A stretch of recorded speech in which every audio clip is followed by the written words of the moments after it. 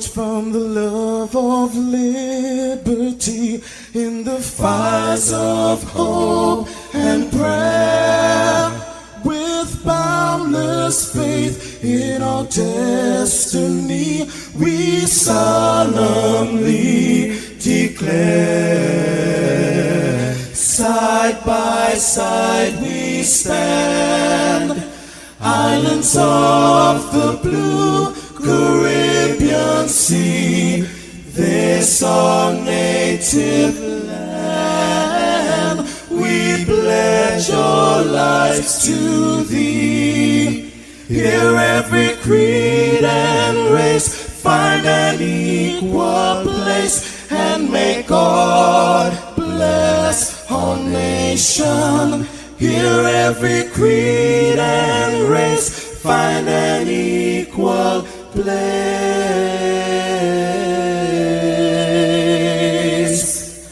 and may God bless our nation.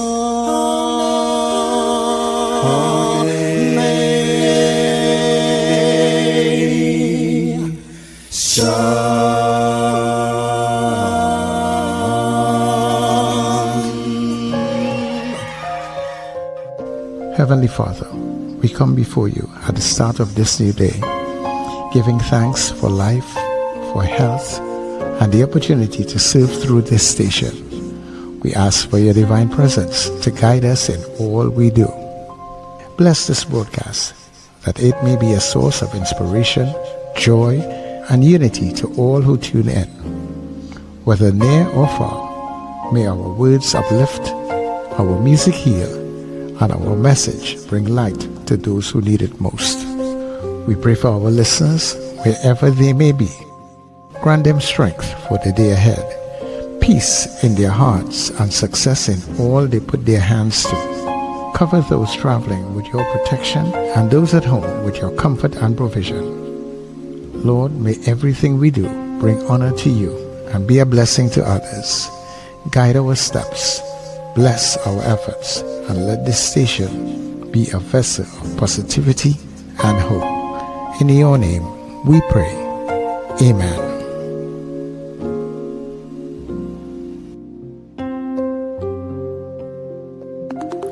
Your voice, your soundtrack, your station. New Era TT Radio. NETT Radio. Whoa, whoa, whoa, my friend.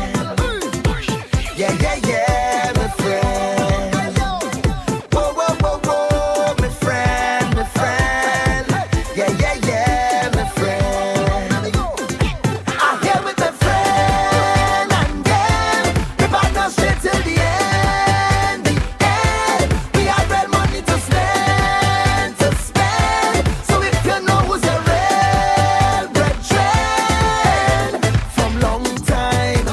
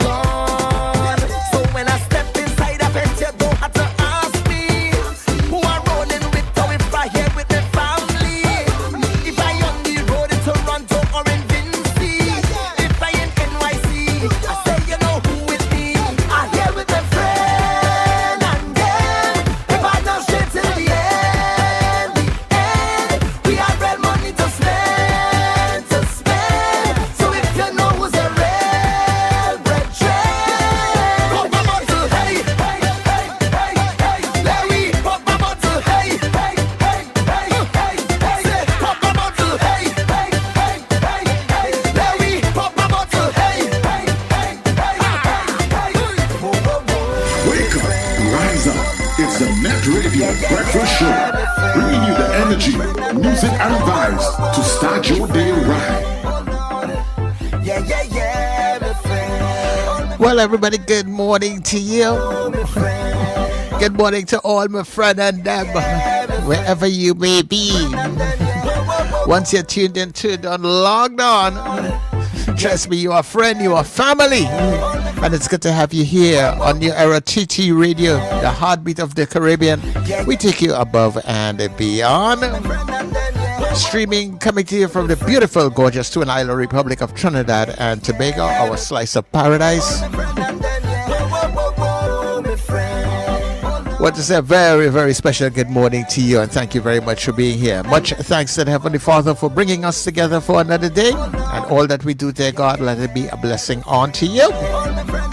People, I am yours truly, Sir Charles, and happy am I to be in your company. I here with all my friend and them. Yeah, my friend and them, as we get ready for the Get Up and Go breakfast show.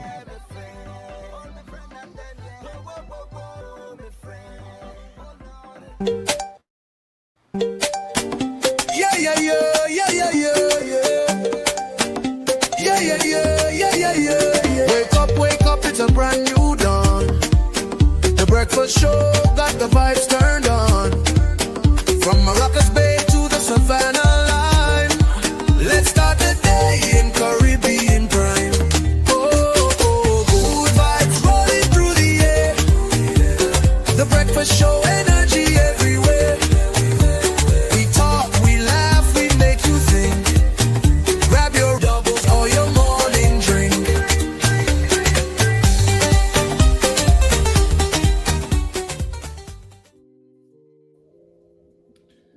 So good morning, and welcome to the breakfast show on this wonderful Thursday morning. The weekend begins tonight, people, at a second after midnight. You know, I have to put that out there because we celebrate weekends on this show for sure. So it begins tonight at a second after midnight. Of course, coming to you live out of Trinidad and Tobago. And of course, thank you for choosing us wherever you are across the planet. We know you have a choice of what you watch and listen to on a morning. And we are glad that you chose us. And thank you to thank you. And of course, let me say good morning to my co-hosts, Wendell and Sir Charles. Good morning, guys. Good morning, everybody. Good morning, Wendell. Good morning, Richard. Good morning to the world. Good morning, Sir Charles. Good morning, Richard. Good morning, Trinidad and Tobago. And good morning, listeners and viewers. I'm trying to get my camera sorted out. My external camera is not coming on, so I have to resort to my laptop camera. My laptop camera is not giving me my virtual background. I don't know what's going on. You see, when you wake up late and you're trying to scramble to get things done, that is what happens. Anyway, good morning, everybody. We're in the land of the living. We have a very interesting program lined up for you today.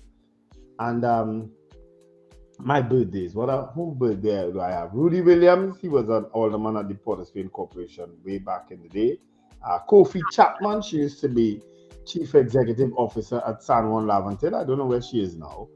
Ulrich Ford, Malcolm King, Lennox Reno, Talia Felix, Swady Kington, Star Skibo, Valerie Bowen. They're all celebrating birthdays today. I have an absolutely wonderful day. And anyone else on the chat, of course, you can feel free to send birthday greetings on the chat also too. All right? Yeah, I want to say happy birthday to Merlin Francis. I think his birthday was earlier this week. A friend of mine and his daughter Ming Francis. And Ming, I'm not sure how old Ming was. I'm actually the godfather of Ming, but I'm such a terrible godfather. The last time I saw Ming was she was a baby. She's no longer a baby, trust me. Okay. She's probably in, I don't know, Form 1 or something like that now. But I know their birthdays, her birthday was very close to his. So happy birthday to you both. I know your birthdays would have been earlier this week. And I just forgot to mention it. So happy birthday. All right, did I get that correct? I'm not sure. All right, I got my external camera working, but I still can't get my background. Yeah. All right. So so of course it is a Thursday morning, and I suppose we should get straight into the good news. Yeah. And so let's get some good news.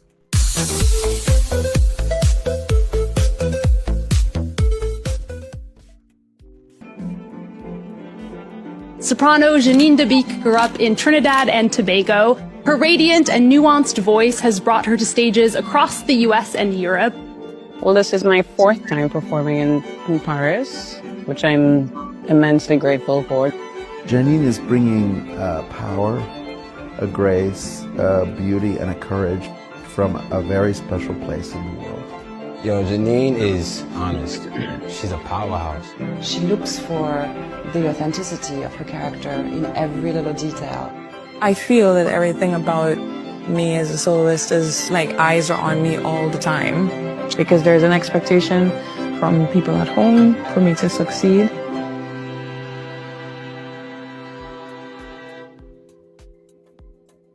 So, of course, that's Janine DeBeek. I've featured her before on Good News, but this is a documentary that's coming out on I think it's by a local filmmaker. I just can't remember the name right now. So that's apparently coming out soon. I don't know if it's going to be shown at the Trinidad and Tobago Film Festival.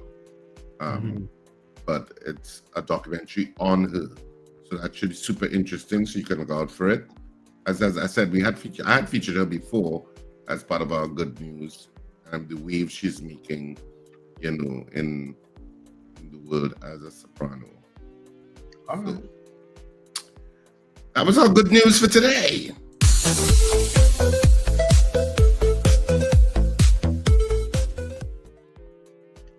All right. There's a cherry, a little what color will that be? Purple cherry that they sell, where you roll it and it gets soft and then you eat it.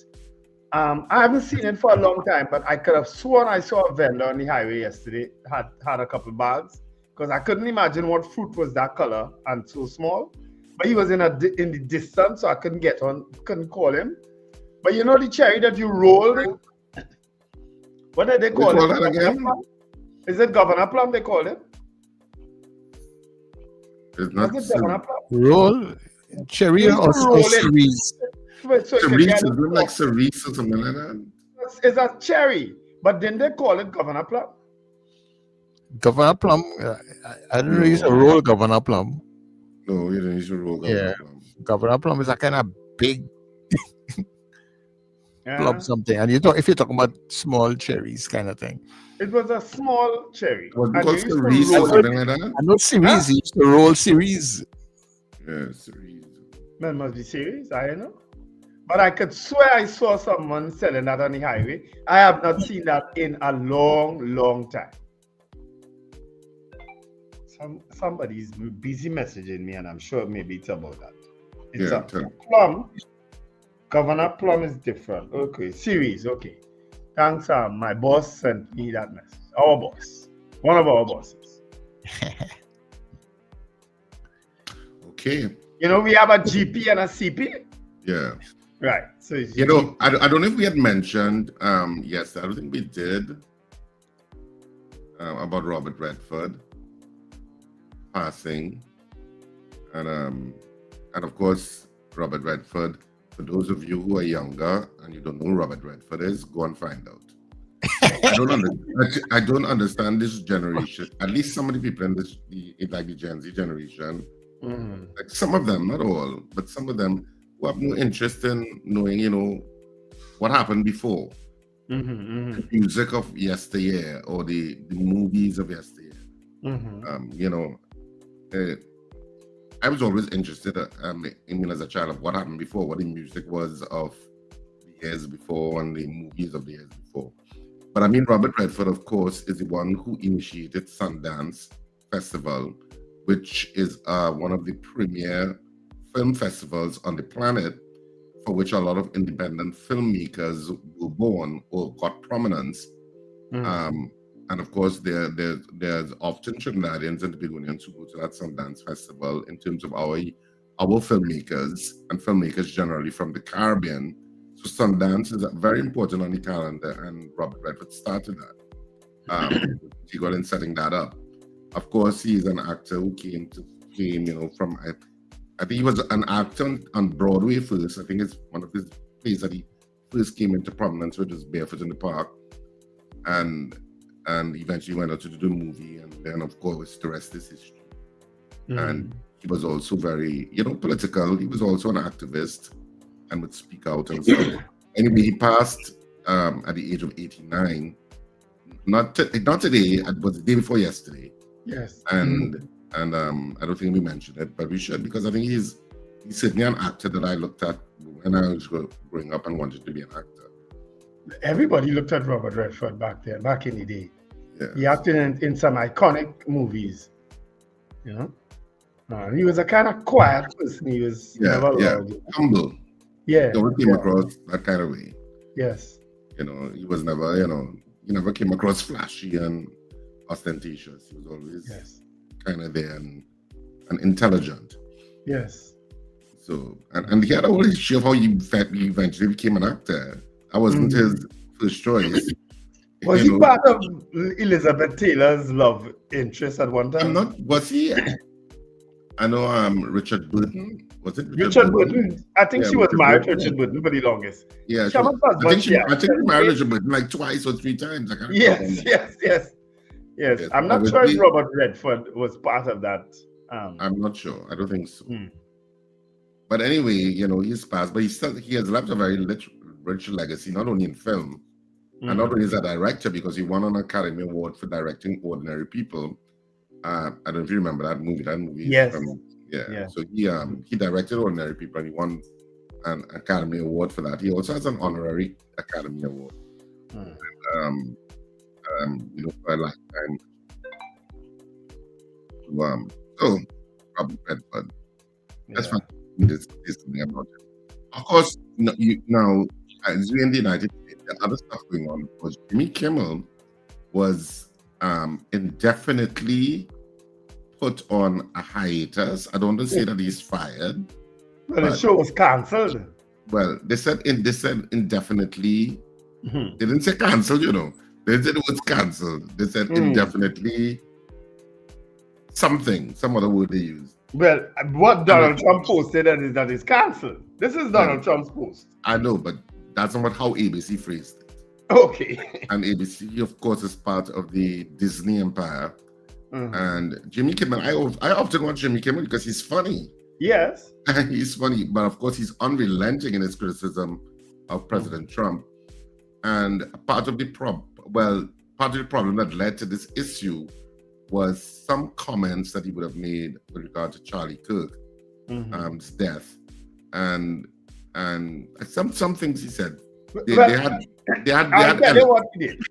elements. They had clips of it, and apparently, the MAGA machinery complained about it, and of course the FCC head apparently applied pressure. Let's put it that way. And anyway, the result is Jimmy Kimmel is indefinitely on hiatus, which would have stunned people, I think, across the planet, because you have a late night talk show like that. It's not only Americans watch it, and because the globe has become so interconnected, and Jimmy Kimmel is also on YouTube. It would have reverberated, I think, across the planet, not just in the United States. Yeah. Well, he apparently played a clip of a news reporter asking Donald Trump about the death of Charlie Kirk. How did he feel about it? And Donald Trump skipped over that and went into some construction thing at the White House. So Jimmy Kimmel, found it funny, and everybody would fight, because that's and Jimmy Kimmel words to the effect is that's how much he really cared about Charlie Kirk.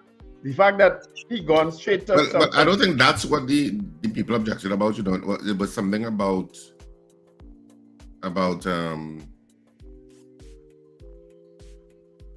the shooter. He said something about the shooter, the alleged shooter. Let me speak properly. The alleged shooter. He said something about him with regard to MAGA faithful, and there was something he said. I can't remember exactly the words. I think that's what they were objecting to more than that. But anyway, he's indefinitely on pause, I guess. I guess he'll get a big payday out of whatever, because those contracts will have all kind of clauses in it, with regard to stuff like that. But what you're seeing play out in front of you, though, is something that happens, but this happens, I should even say globally, yeah. It happens when politics and media clash, basically. There was a time in Trinidad and Tobago when politics and media clashed. Now, Trinidad and Tobago is one of the few countries in the Caribbean, let me say the Caribbean, I don't want to say the word, that actually includes freedom of the press as part of one of its constitutional protections. Not all constitutions have freedom of the press as a constitutional protection. We do. Right. And years ago, I think it was under Dr. Williams. Some of the historians in the group could probably correct me if I'm wrong. There was a time when there was a clash of sorts, and the political regime at the time made it difficult, and I think it was the Daily Express at the time. I believe it was the Express. As I say, historians in the group could correct me. They started to apply pressure by limiting the import of the newspaper material. The material that the print paper is imported, that newspapers print on. And the political pressure at the time started to limit the import of that newspaper material. This is pre-digital times, of course. And it affected the newspaper, naturally, because they weren't getting access, but it was really political pressure being applied. And the newspaper took it to court and said the freedom of the press constitution, you are in violation of it. Because you're trying to prevent, in a kind of backhanded way, you're trying to affect freedom of the press. And the courts upheld that they were right. And the state was compelled by order of the court to stop with the mischief making, if you want to call it that, at the time. And that was a case, and that came out of freedom of the press in Trinidad and Tobago. And so it's very important to be vigilant about how, your freedom of the press and your freedom of speech, we also have freedom of speech too, impacts people's ability to comment and have opinions and whatever. And I'm a big adherent of freedom of speech. I want to hear what the other person thinks, even if I disagree with it. I still want to hear it. Yes. And I always held up the United States as one of those places where freedom of speech was close to being absolute because of their amendment to the Constitution that protected freedom of speech. And now to see the United States in a time where there is a lot of pressure being applied to those media companies, and many of them are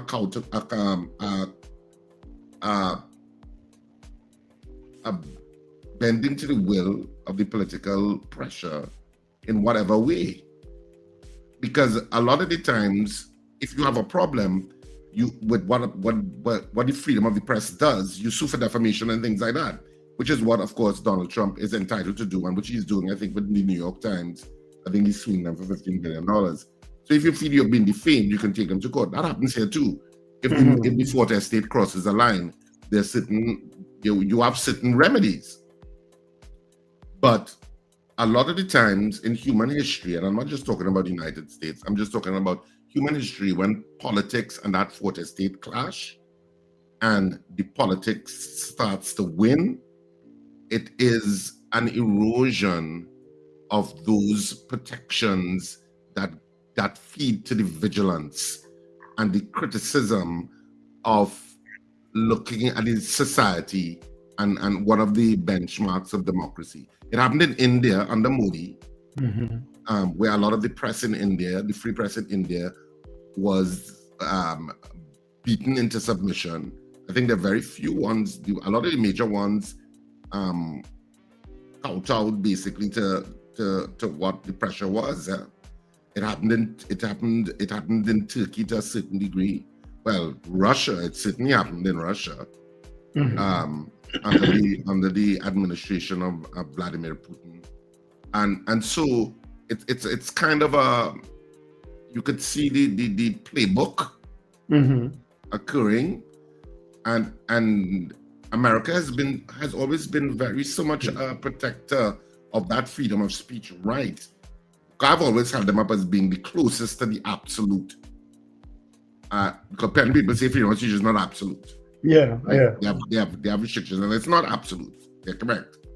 That's why you have remedies. But who thought that you would see the United States getting into a day where media companies are kind of wilting under, political pressure? Interesting times. Trump 2.0. Interesting times. Things go in cycles. Human evolution goes in cycles. And obviously we're in a cycle of some sort right now. Yeah. In terms of stuff like that.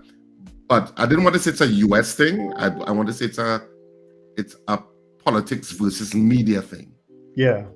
It happens here too.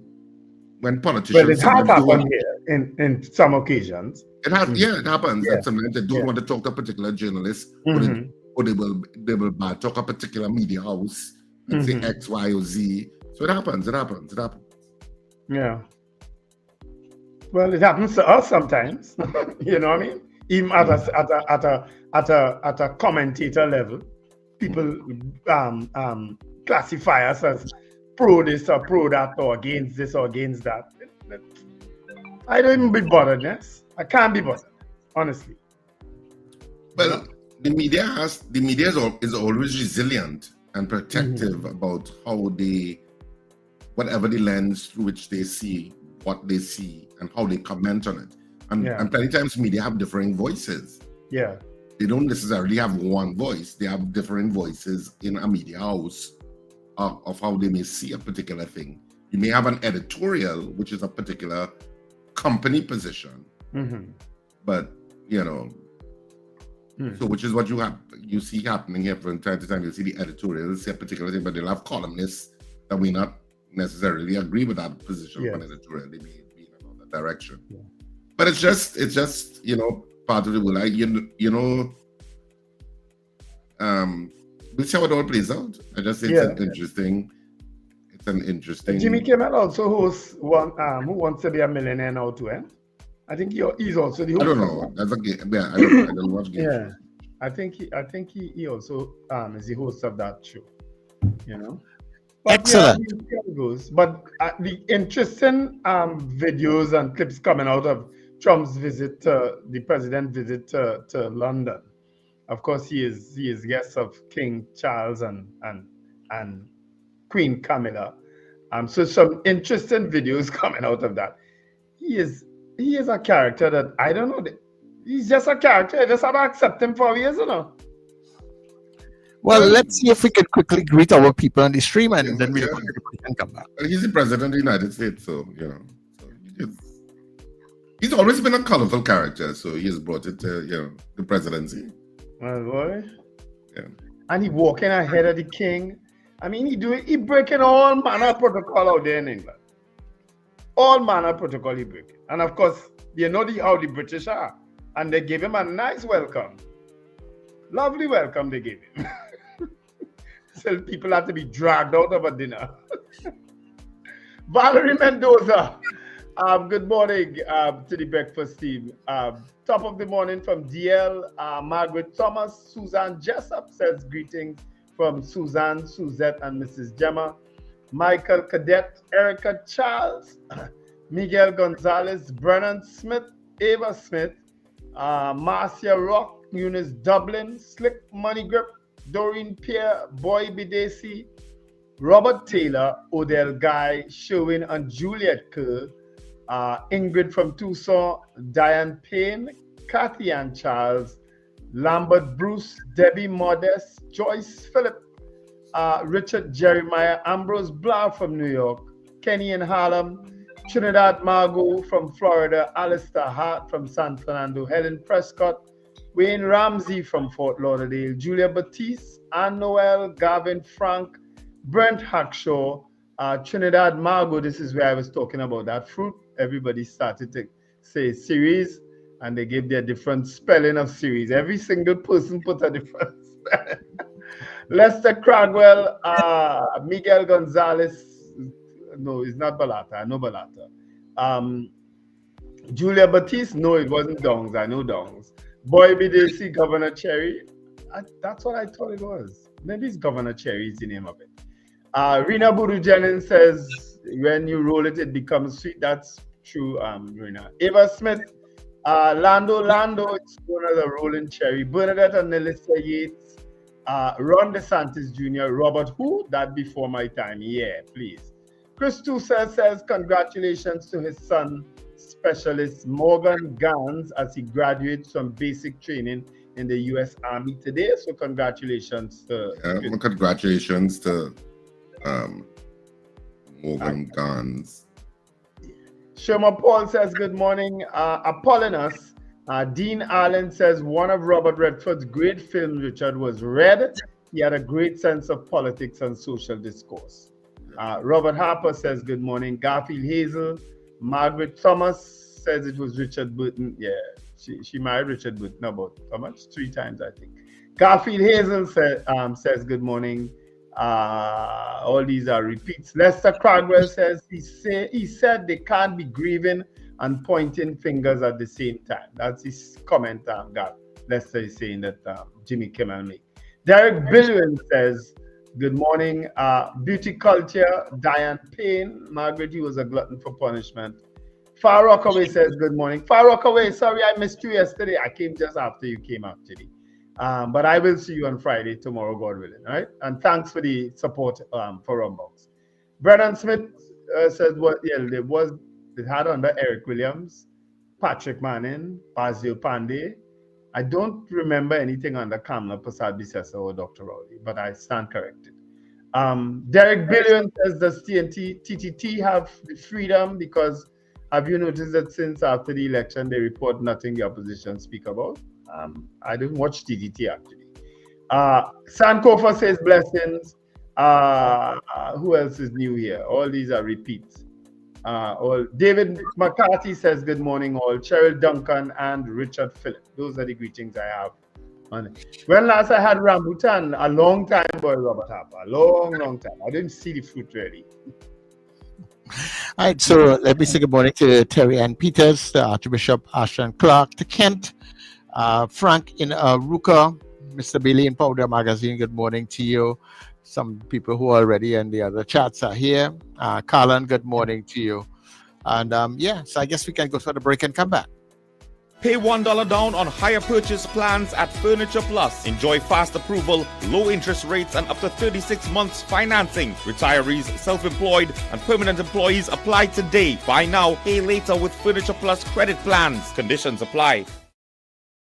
Charmflair Auto Services Limited, your one-stop auto repair shop, located at number 1 Industrial Lane, Charmflair, right opposite the brewery on the Eastern Main Road. Yes, we do it all. Repairs to all makes and models, from your everyday sedan to SUVs, light trucks, pickups, and panel vans. We're also the sole distributors of Davanti tires, certified VTS inspection station, plus a wide range of services: oil change, front end and suspension repairs, tune-ups, tire alignment, batteries, electrical work, radiator and cooling system, AC repairs, and accessories galore. We offer pickup and drop-off service too. Call us today at 662-6545 or 662-6572. Follow us on Instagram and Facebook. Charmflair Auto Services Limited, number 1 Industrial Lane, Charmflair. We do it all.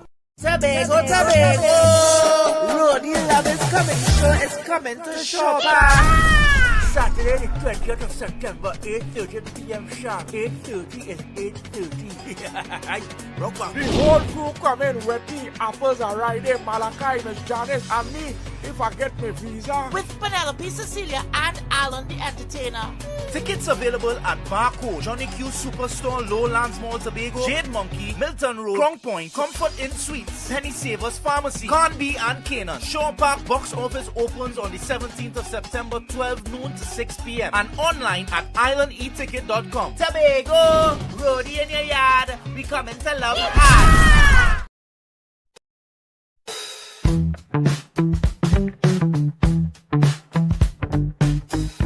S&H Rumbox, 137 Western Main Road, St. James, for all your retail and wholesale needs for alcohol and non-alcoholic beverages. Call us at 686-0599 or visit us at 137 Western Main Road, St. James. S&H Rumbox, drinking out of the box.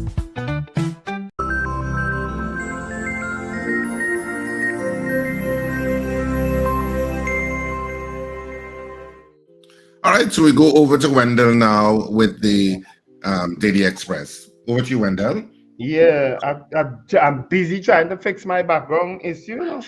I don't know what the hell is going on. I eventually got my camera, my picture uploaded, but I just can't get it to be my background. I'll work on it on the news break. But let me get Express for you. Hold tight there. All right. Richard Phillip, morning. Marlon Motley came in this morning and said good morning also. The Express, engineer killed in car. That's one of the trending stories. Industrial court faces challenges, medal bid, and of course, Jereme Richards is running the finals of the 400 meters in the World Championships this morning. I think it's at 9 o'clock or thereabouts. Somebody will give us the correct time. TKR romp in eliminator, and of course, last evening St. Lucia Kings lost to Guyana Amazon Warriors. So Amazon Warriors have booked their place into the final. TKR will now play against St. Lucia Kings for that other final spot. All right, those are all stories trending in the Express. Judge to EMBD, court process is not to be manipulated. Application denied. Cop in court for killing colleague. Bandits steal almost $12,000 in nuts. Where from? Man George shot. George Street. George Street? Nuts? Yeah, the man parked the van and went to do other sales and come back and made the van broken into. Oh, yeah. Okay. Methanex engineer slain in Carlson Field shooting. Man stabbed in dispute over phone sale in Couva. All right, those are all trending stories in today's Express. The Trinidad and Tobago news day for today.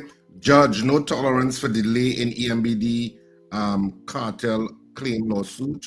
THA opens Crown Point Access Road, says project over $65 million budget. Beckles hails CJR chief for transforming judiciary. And Beckles also says social factors causing school violence. Outgoing CJ boast of gains in the judiciary. NPTA president calls for release police in schools policy. And Tanku, THA finance secretary, discuss budget. That's just some of the headlines in the news today. Over to you on The Guardian, Sir Charles. Thank you very much, Richard. And of course, in The Guardian, thieves make off with $12,000 in snacks. Government to downsize COP30 delegation. Cal fires executive finance manager. Teen raped in cemetery. Exorcism, self-professed spiritual healer, granny charged, and victim forced to get abortion. Paria Fuels OSHA case in limbo. Judge issues warning over delays in EMBD, and Police Association backs COP Govero. Some of the headlines, some of the main stories in The Guardian this morning. Yeah. All right. So I met a guy called Mr. Razak. He's a retired teacher. I met him yesterday in some store. I can't remember which store exactly. Razak. Anyway, retired teacher from where? I mean, from where? You mean from which So part what of the school? country? I can't remember. I don't think he told me what school. And he's originally from St. James. So he says he watches the show every morning, and so he said to say good morning to you guys. So good morning, Mr. Razak. Morning, Mr. Razak. Didn't forget. I know Razak's from St. James. One actually went to school, St. James Secondary, but he was ahead of me. That was Taya Razak. So I don't know if it's related. That's the only Razak I know in St. James, and he's still there in St. James. He has a thriving business there in St. James, you know. Good morning, Taya Razak. If you're related to the Mr. Razak that Richard met. So if he's not, no good morning for him. No, well, I done greet him. I done big him up. I can give him a free ad too, you know. He does an ice business and plenty of people. But your song like, well, if you're this person, good morning. But if you're not, well, oh, Jesus. You just intend on making a play of everything I tell you. No, but that's what material and everything. I look at it. So COP30 is in November. I think somebody who we always send, why don't I know these names off the top of my head? Is not going to the conference this year because the UNC has cut down the participation. I hope this is not an indication of anything with regard to climate change on the part of the UNC. Following Trump style. I never said that. I just said I hope it doesn't indicate anything. I said it. Because they have downsized our participation in the conference, as you just heard in one of those news items, and it's coming up in November. I think it's November 20th and 21st, and I think it's in Berlin this year, in Germany. We'll see, but I hope it doesn't indicate anything, because I know that Karma Mirage, the Minister of Trade and Industry, did talk about the possibility of wind energy providing at least 10% of the power grid in Trinidad and Tobago. I think he was speaking to AmCham, and he was saying there's some wind points in Trinidad. I think he was talking about Galeota Point, maybe. I don't know why I know all of this in the back of my head, but I must have read it or heard a news item on it. But anyway, he did talk about it. So that's a climate change positive in terms of using sustainable energy. But the downsizing, maybe it just means financial capabilities. I don't know. But you always have to, when it comes to politicians, you just have to look at everything, unfortunately. But you do. No, but you do. You're right. You're right. And I'm telling you and Sir Charles for the umpteenth time, if it wasn't for coming back on radio, I would not care. I would not give a damn, honestly. But because we are back on radio, you have to keep up to date and okura with what's going on. And it's frustrating sometimes. It's depressing having to deal with politics and crime and some of these despicable people that we have here. If it wasn't for this radio, I wouldn't be doing it. Huh? Your camera is off, right? Yeah, I know. I deliberately took it off because I can't have to get my background sorted out. Instead, I will leave it off. I'll get it sorted out on the news break. Because somebody done private message me and say, hello, what is that? You can't be showing your throne like that. You were showing your toilet? What else? No, my bed. Oh, your bed is your throne. Okay. Because I didn't notice all that was going on there. Well, I mean, it's so well put together. So it looked like a background that is not real, but that's really my background. Never get a peek. That's really my background. Yeah, but there's no problem with that. Oh God, no. It's only because Charles, the important takeaway of this is that's his throne. That's where he implements decisions from on high, from above. Yes. Oh my! I broke no opposition when it comes to that area there. No is not an option. Oh Lord. Anyway, what should be an option is you crafting the poll to send to Sir Charles.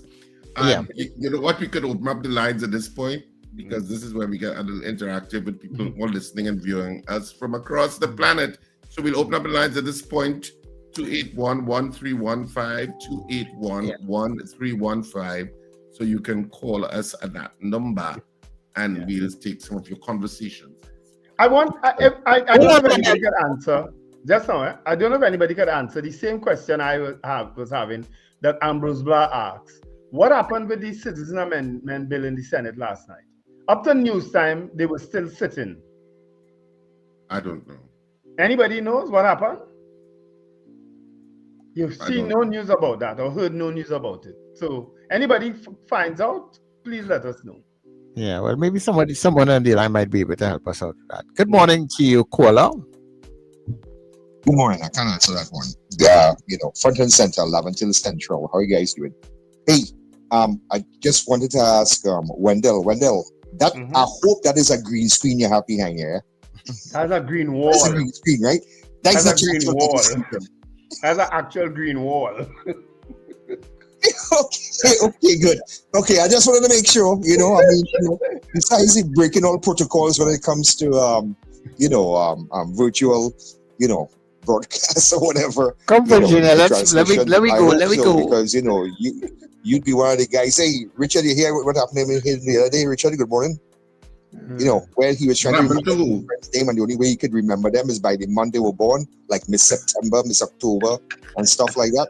So I know if science made a breakthrough in making abstract things talk, like walls and furnitures, if that was a real bed in the back there, oh gosh, the stories it would tell. But anyway, gentlemen, good hearing you this morning, and you all have a great day, okay? All right. Thanks a lot. So we're still taking your calls, 281-1315, 281-1315, as we head towards the poll time and the 7 a.m. hour. Yeah. Let me say thanks to all the people who sent the additional information concerning the prosthetic limbs program that is going to be rolling out in October and November, the Nagar Center. Yeah, so thanks very much. It's outside here, and if you want to get involved with it, I'm trying to get an actual contact number for people. Right, I haven't gotten that part of it. I got a whole what you might call a link, but I can't share the link with you all like that. Yeah. Hello, good morning, caller. Hi guys, morning, Carol here.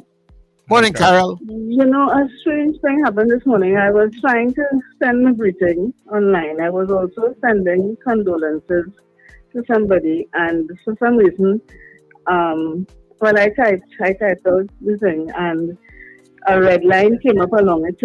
It's too long. My comment is too long, and apparently, it didn't go through. Although I've still seen it on the screen, but it didn't go through. And but I didn't hear when they read it, so I don't know what that is about. Anyway, I want to send condolences to the Hayes family in Maloney on the passing of Gary Hayes, my good friend, very good friend and former colleague. He passed yesterday. Young guy in his 40s. I don't think Gary is 50 yet. I'm sure he's not 50 yet. Anyway, condolences to his parents, his wife Mauricia, his children, and of course the airport authorities family. Yeah, that's it. Thank you. Okay, thanks very much, Carol. Yeah. I know where that, but how would something, because I see people with long chats here. Some people have some long discourses here. I don't know what that is a YouTube thing. That can't be us. I don't know. We're still taking your calls, 281-1315, 281-1315. Good morning, caller. Good morning, Sir Charles, Richard, and Wendell. All this really have me laughing in the morning, Serious. Imagine Wendell can't get a background. Wendell, everybody want to see about you. Nothing wrong with that. That's your throne. No, that. You know what I'm saying? Not just my bed. That's my throne. I get my, but as you say, it's your throne, eh? I know throne is the toilet. But anyway, if that is your throne, darling, that's your throne. Yeah. You understand? But I just want to say, gentlemen, great program as usual. I'm just listening, After I wait for what you're going to say, to vote on, I just waiting for that part. So, gentlemen, have a blessed day. Wendell is coming up again right Wait now. for that part. Mm-hmm. I'm actually running a blank this morning. I have so much on my mind. Too much on your mind? Yes. Don't figure itself. Okay, thanks very much, Charles. Yeah. Of course, Minister Sean Sobers, I don't know if you all saw where he responded to the Venezuelan threat and say... He finally said something. Yes, he responded. He said, we do not take threats lightly. Trinidad is almost farcical in terms of its responses to the Venezuela. It's almost like a bad anime. Sean basically pointed at Venezuela and said, hey, don't threaten me. Watch yourself. That's basically what you do. Sometimes in anime, I don't know if you watch any animation, but anime. Yes, just sometimes see them and they see all kind of things coming out of their mouth. Yeah. Good morning to you, caller. What are these statements about? I mean, oh God. I don't know. Morning, caller. Morning. Yes, Richard, I want to ask you something. Mm-hmm. In the judiciary, who is the person that has the authority with when a case could start, or who could be the putting off of cases? Because I was looking at Facebook yesterday and it was ablaze with blaming the Chief Justice and now we have cases and all the backlog of cases. I remember, I just want to get your clarity, but I could remember when you all were on Power 102, I think is the station, could be wrong. The Chief Justice was on a program. I called in and I asked him about these cases, you're in remand yard and 5 years before your case could start, and when it started, keep putting off. And he responded by telling me, I don't put off, he said, ma'am, I don't put cases off. I have no control about cases being put off. But yet, the Facebook and all social media is blaming him and saying, and how we have cases dragging on. And could you tell me, Richard, as a lawyer, who is responsible? What, like how you have the Police Service Commission and Service Commission to hire and fire a public servant? Who is responsible for when a case could start? That's what I want to hear. Because I know, okay, as a judge or a magistrate, he will put your case off or whatever. But each judicial officer is in a case starting when a trial could start. Who is responsible for doing that? Well, a judicial officer is in charge of their court. So whether you're a magistrate or judge or master, you're in charge of your court. And of course, you will have a docket of cases under your purview. But what causes a case to be adjourned is a multiplicity of factors. For example, you have a defense, you have a prosecution, if it is a criminal matter. And if the defense is not ready, or if the prosecution is not ready, or if the indictment is not ready, all sorts of things that stop things in its track, why things pause. They're all manner of issues on that route to eventual judgment. But ultimately, a judge or master or magistrate is in charge of their court. So it depends on what the reason is. And oftentimes it's the one of the sides asking for an adjournment because they're not ready with something, or something is not ready. So it's a multiplicity of factors that could cause delays. In addition to which, the matters that are being listed are coming from a queue via the various registries, and that queue is already backlogged. So that already is a delay in itself. So the Chief Justice, as the leader of the court, so to speak, will get the criticism. It's just like how leaders get the criticism. It may not actually be him personally in terms of stopping a case from moving forward. It's just part of how the system is currently set up. How do you get rid of that backlog? But as the leader of the institution, people are going to direct criticism at you and saying, why haven't you solved it? But it's a problem that's not just, the problem does not just rest with the judiciary alone. Of course, because you have different players and stakeholders that participate to come before the judge. So it's all of those bottlenecks that have to be cleared, including the resourcing of the DPP's office, how many lawyers they have, how the whole system of criminal justice operates. I mean, a lot of times it's the criminal justice system that people look at, but you also have some delays in the civil system too. So a lot of delays in the civil system too. So it depends on several factors, but ultimately, as the leader, is why people would criticize you. Well, that's a good segue. Yeah, that's a good segue to our poll. Yeah. So Charles, you could go ahead and put up the poll.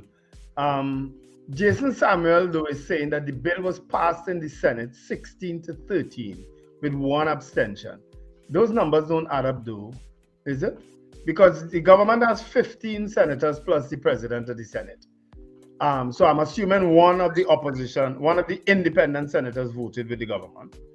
And it means that the opposition has 6 senators. So 7 of the independent senators voted with the opposition, with 1 abstaining. But there's 1 still missing, I think, if my numbers serve me correct. Actually, no, just the president. So is it that it just needed a simple majority in the Senate? Constitutional amendments are never simple majorities. Because this seems to be that in that if that vote count is correct. I thought that you needed at least 19 or so votes in the Senate. Constitutional amendments always have certain majorities. They have 2 differing majorities, depending on which provision, but there's always a required majority. Yeah. So we need to look into that. Are they saying it was passed or it failed? That's what this bill passed in the Senate 16-13. So that's what I'm not following. Anyway, we'll get to the bottom of that. But we have a poll up, and it's based on the last discussion that Richard and Ms. Henry would have engaged in. Are you satisfied with the progress made by the judiciary under the present Chief Justice now that he is resigning? All right?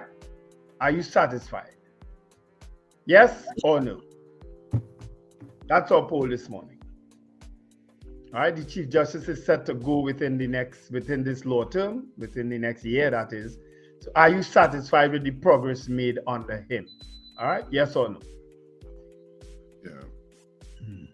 I mean, under his stewardship, the judiciary did get virtual. And I think virtual court, in my opinion, is generally a positive. It means that people don't have to commute to go to, you were charged, you got a ticket in Rio Claro. You used to have to go to the Rio Claro Magistrates Court, just saying. I remember that. Yeah, so now you can do it virtually, and it makes the process a little bit more, less intimidating for citizens, because you're joining via screen. I think that's a positive. Yeah. Rather than having to go to the court and they say, Wendell Stephens, court 3, Yeah. Wendell Stephens. Yeah, I remember that. Wendell Stephens. So Charles, just a quick correction. You need to put retiring, not resigning. Thanks for the correction, Sherwin.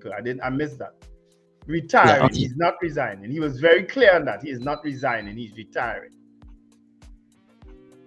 So if you could just correct that. Yeah. Please. So I think that makes it less intimidating and more accessible for people, that they could just join from wherever, a lawyer's office or at home.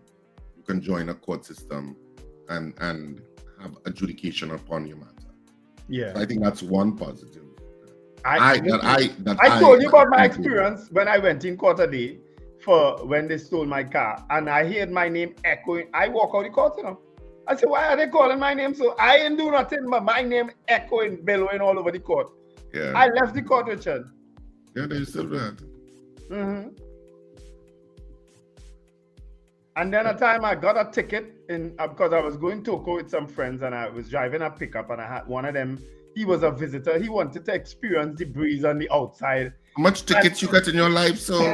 No. He wanted to experience the outdoors because, and so he went in the back in the tray and sat, and police pulled me over and gave me a ticket. I had to go to Court of Grandy.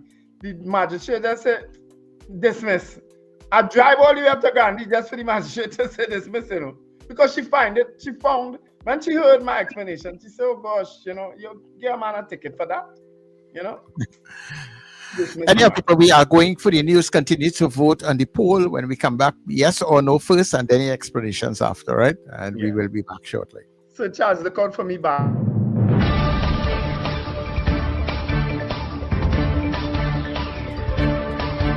The news you need, the clarity you deserve. Local, regional, global. This is Net Radio News Now.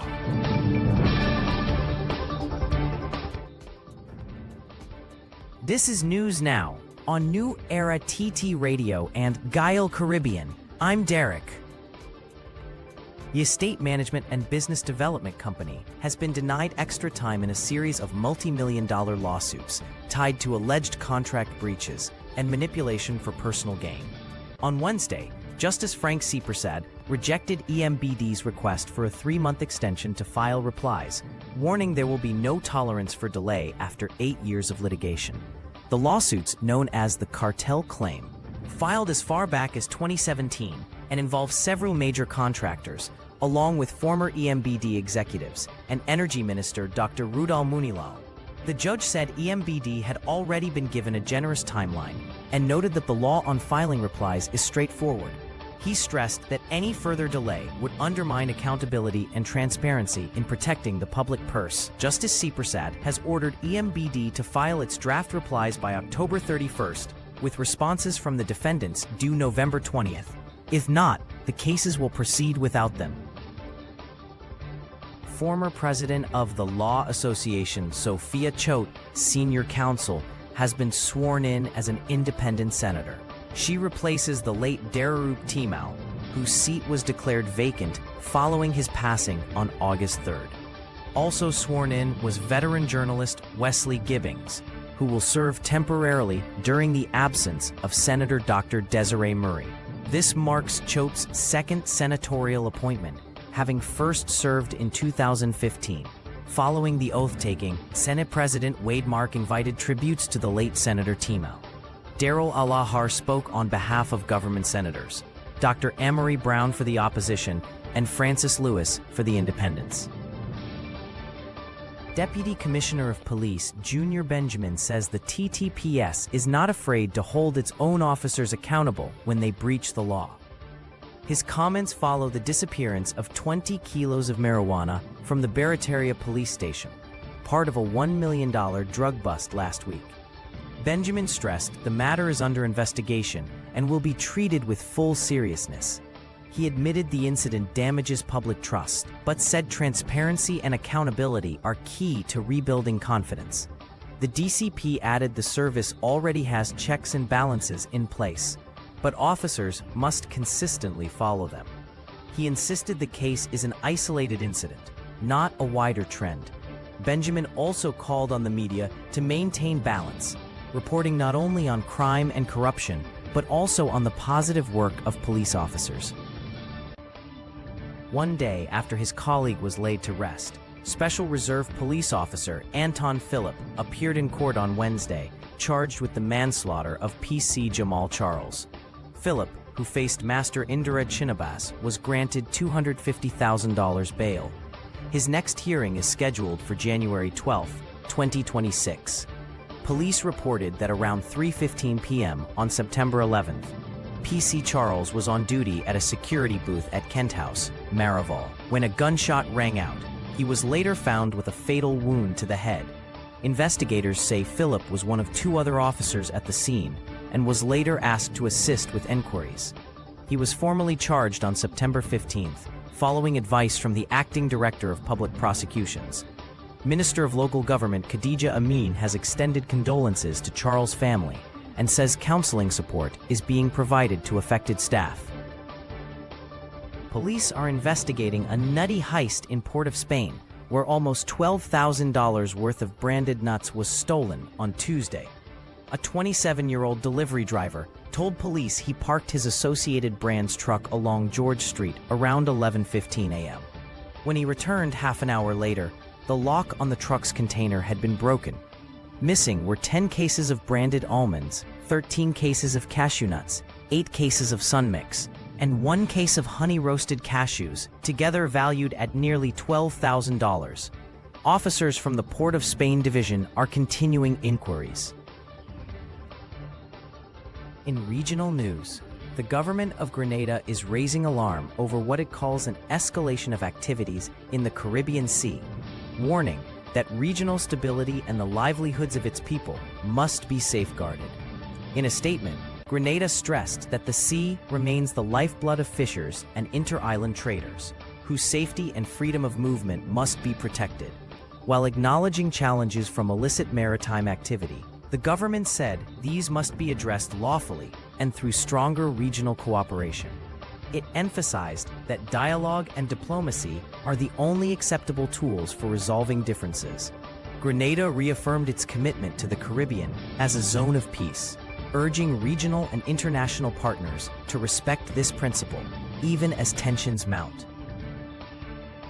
In international news, U.S. President Donald Trump's second state visit to the United Kingdom opened today with pageantry and symbolism. Trump, the first American president invited for a second state visit, described the honor as one of the highest of his life. At tonight's state banquet, he praised the special relationship between the two nations, while King Charles spoke of an unshakable trust and shared commitment to liberty. The day featured a carriage procession, a red arrows fly past, and a private moment of respect as Trump laid a wreath at Queen Elizabeth II's tomb. The president and the king later sat side by side at a grand banquet table, joined by members of the royal family and the U.S. delegation. Tomorrow, Trump's attention shifts to politics, with meetings scheduled with Prime Minister Keir Starmer and opposition leader Kemi Badenoch. And that's news at this time. That was News Now.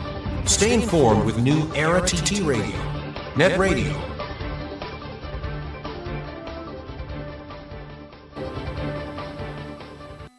Your mid-morning just got better.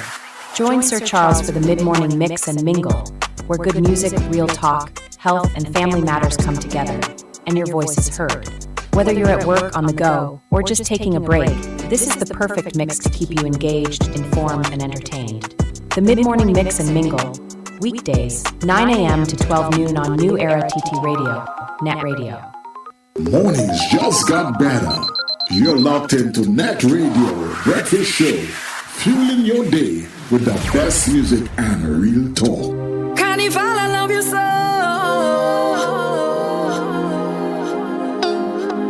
Patrice again. When I go down. High out of my mind, looseness in my waist, not the answer shade.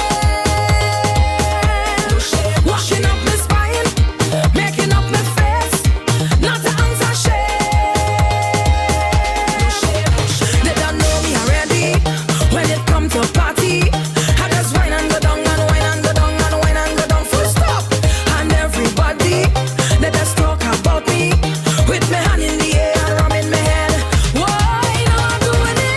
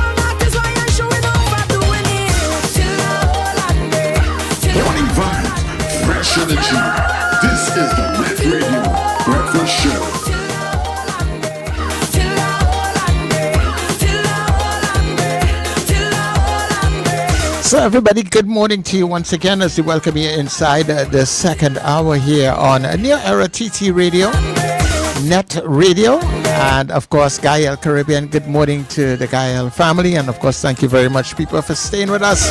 1 hour down, but guess what? A whole lot more to happen inside of this present hour, so you're coming in at a good time if you're just joining us, right? Of course, this is the breakfast show. And remember, people, we are streaming all day, every day at newerattradio.com. So you get us on our website. You get us on New Era TT Radio on TuneIn. And also gives you the opportunity to get us on all your Alexa and Google devices. And for all our friends and family on YouTube, make sure, and on Facebook, make sure that you like, subscribe, follow. And you can also hit those support buttons on the different sites. Yeah, because we need your support, right, to keep us where we are at, right? Continue to vote on the poll. Remember, you are voting yes or no. And we will be back shortly. Yes, don't go nowhere.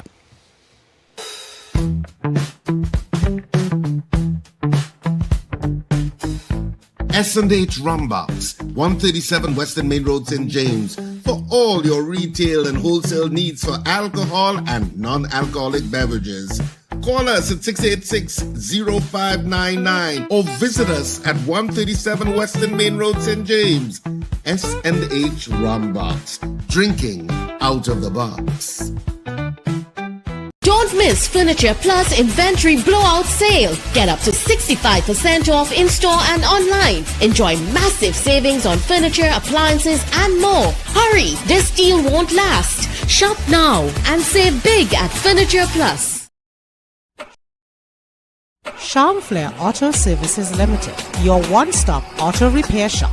Located at number 1 Industrial Lane, Charm Flair, right opposite the brewery on the Eastern Main Road. Yes, we do it all. Repairs to all makes and models, from your everyday sedan to SUVs, light trucks, pickups, and panel vans. We're also the sole distributors of Davanti tires, certified VTS inspection station, plus a wide range of services: oil change, front end and suspension repairs, tune-ups, tire alignment, batteries, electrical work, radiator and cooling system, AC repairs, and accessories galore. We offer pickup and drop-off service too. Call us today at 662-6545 or 662-6572. Follow us on Instagram and Facebook. Charm Flair Auto Services Limited, number 1 Industrial Lane, Charm Flair. We do it all. Tobago, Tobago! Roadie Love is coming, show is coming to shop.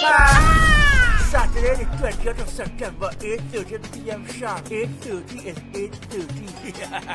The whole crew come in with the Apples are right there, Malachi, Miss Janice, and me, if I get my visa. With Penelope, Cecilia, and Alan the entertainer.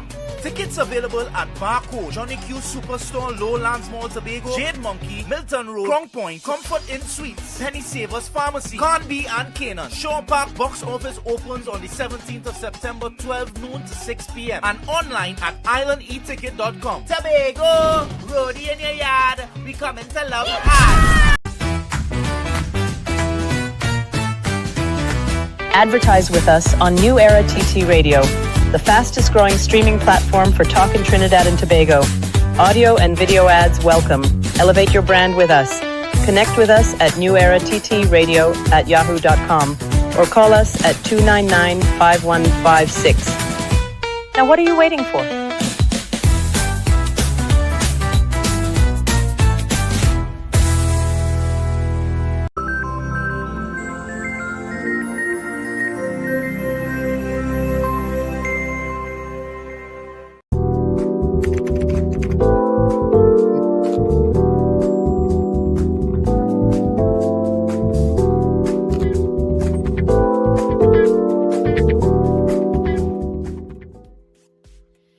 Of course, we're back on the breakfast show this morning, and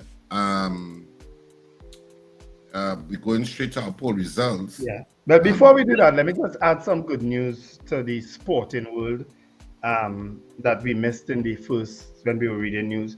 Keyshawn Walcott is in the finals of the javelin throw, and as a matter of fact, after 2 throws, after 2 wrongs, he's in the lead in the javelin finals. So he is bidding for a medal. We've never won a world championship medal in this event. So he is in the lead as we speak now after 2 rounds, right? So let's wish Keyshawn Walcott all the best. All right. So I thought I should just add that in there before we move on to the poll. Are you satisfied with the progress made by the judiciary under the present Chief Justice now that he is retiring? All right. You ready to start to get votes, Richard? Yeah. Derek Billowin, yes. Margaret Thomas, yes. Eunice Dublin, yes. Diane Payne, yes. Steph, yes. Ava Smith, yes. Yes, Derek and Sherwin, we corrected that. It's retiring, not resigning. We have it corrected. Melchizedek, yes. Marlon Motley, yes. DL, no. Sherwin Kull, all right. Yeah, we corrected that as I said. Cheryl Henry, yes. Spick Money Grip, yes. Far Rockaway, no. Ron DeSantis, no. Susan Jessup, no. Carol Guevara, yes. DL, you're sure right. Just one police patrol caught me. Apollonius, no. Ingrid from Tucson, yes.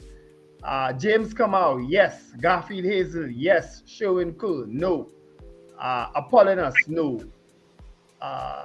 Joseph Clement, yes. Magic, yes. Sankofa, no. Kazim Mohammed, yes. Lyndon Williams, no. Crystal Stevenson, no.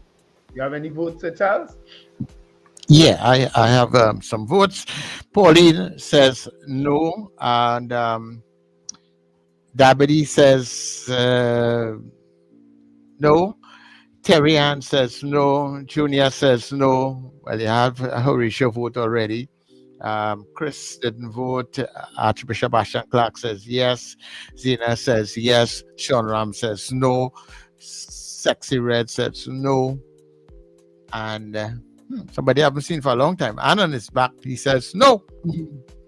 All right. I have Apollonius. You voted no earlier on, and now you're voting yes. Which one is it? I don't know.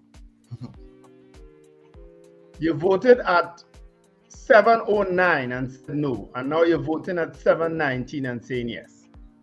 I don't know which one is it. So count those votes there, Richard. I don't know what to do with Apollonius' vote. Apollonius confused.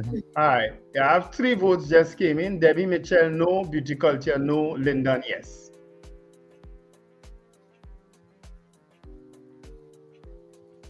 All right. End at that point. We have our guest, Dr. Where is the name, Sir Charles? So our poll this morning, are you satisfied with the progress made by the judiciary under the present Chief Justice now that he's retiring? We had 39 people voting on the poll this morning, and of the 39 people voting on the Chief Justice and the progress made by the judiciary under the present Chief Justice, and whether you're satisfied with it, of the 39 people voting, 20 of you said yes, you are satisfied, and 19 of you said no. So that was pretty much a split down the middle, basically, in terms of opinion this morning on that poll. So 20 of you said yes, but the yeses managed to eke a victory in terms of saying more people are saying yes, we are satisfied with the progress made. So 20 of you said yes, 19 of you said no. So that's as close as it gets beyond being a tie. That's as close as it can get. That is Wendell, that is a marginal. Yeah, that's a marginal. That's a 20 people said yes, 90 people said no. That's it for our poll this morning. Our poll is now done. We're done. Yeah.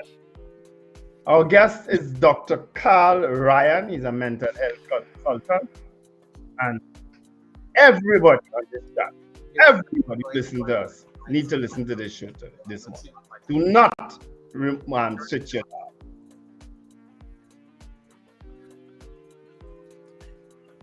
Yeah, so I guess we'll be there shortly. I'm not Oh, seeing he's him. not in yet. Okay, sorry, my apologies. He has I to thought probably he was go out there. and come back in because I'm not seeing his microphone. So, Doc, you need to go back out and just allow your microphone and come back in. Yeah, allow your microphone and your camera. And your camera. Permissions. Allow the permissions. Yes. Yeah. So we can get access. So if you're hearing us, you should be hearing us. You need to. Yeah, he's hearing us. Yeah, I think he is. So. Yeah. So. Yeah. All right. Yeah. So what? You But just before our guests come back in, this story with the snacks man, the nuts man, going to make his I suppose deliveries orders on George Street, park the van, come back about a half an hour after. They almost empty the man van. Yes. You lock it then? No, he locked it. He locked it. But they broke the lock. Broke into the van? Yeah, go on with the boxes of snacks.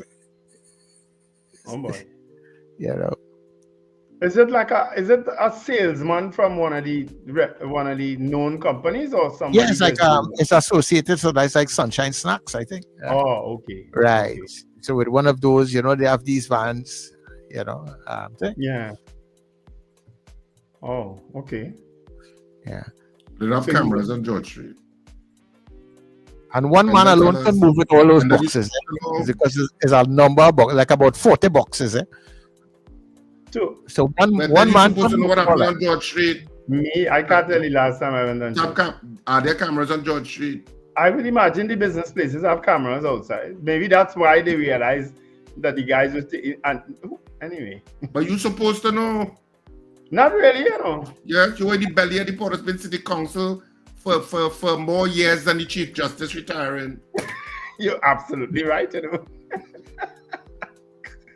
More years than the Chief Justice spent in the judiciary. My God.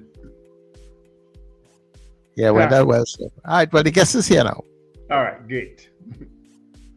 Well, let's bring him in. Yeah.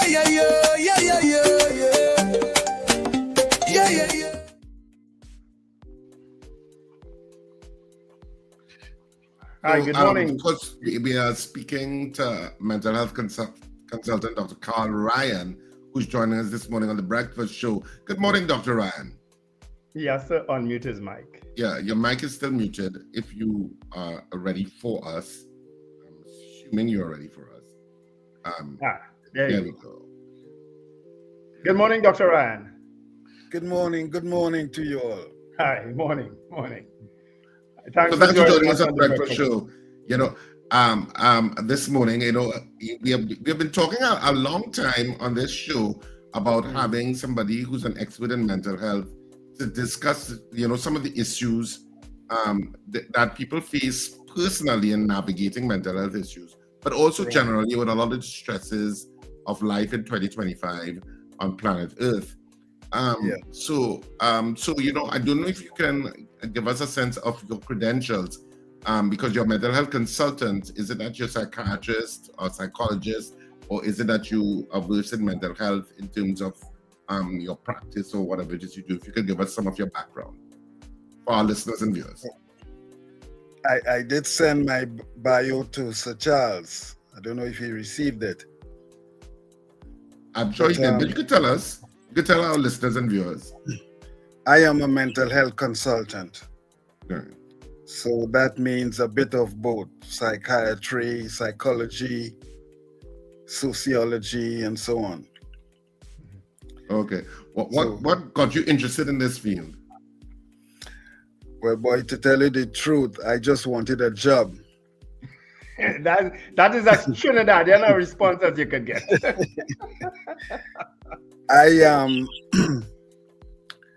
I failed my secondary school exam, and by chance I saw this advertisement for nurses in one of the daily papers. So I applied.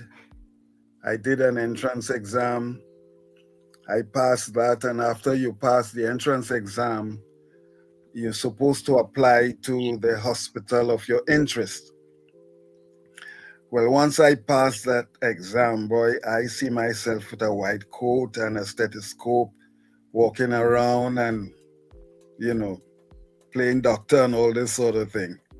Anyway, I applied to the General Hospital and I was turned down and referred to St. Anne's Hospital.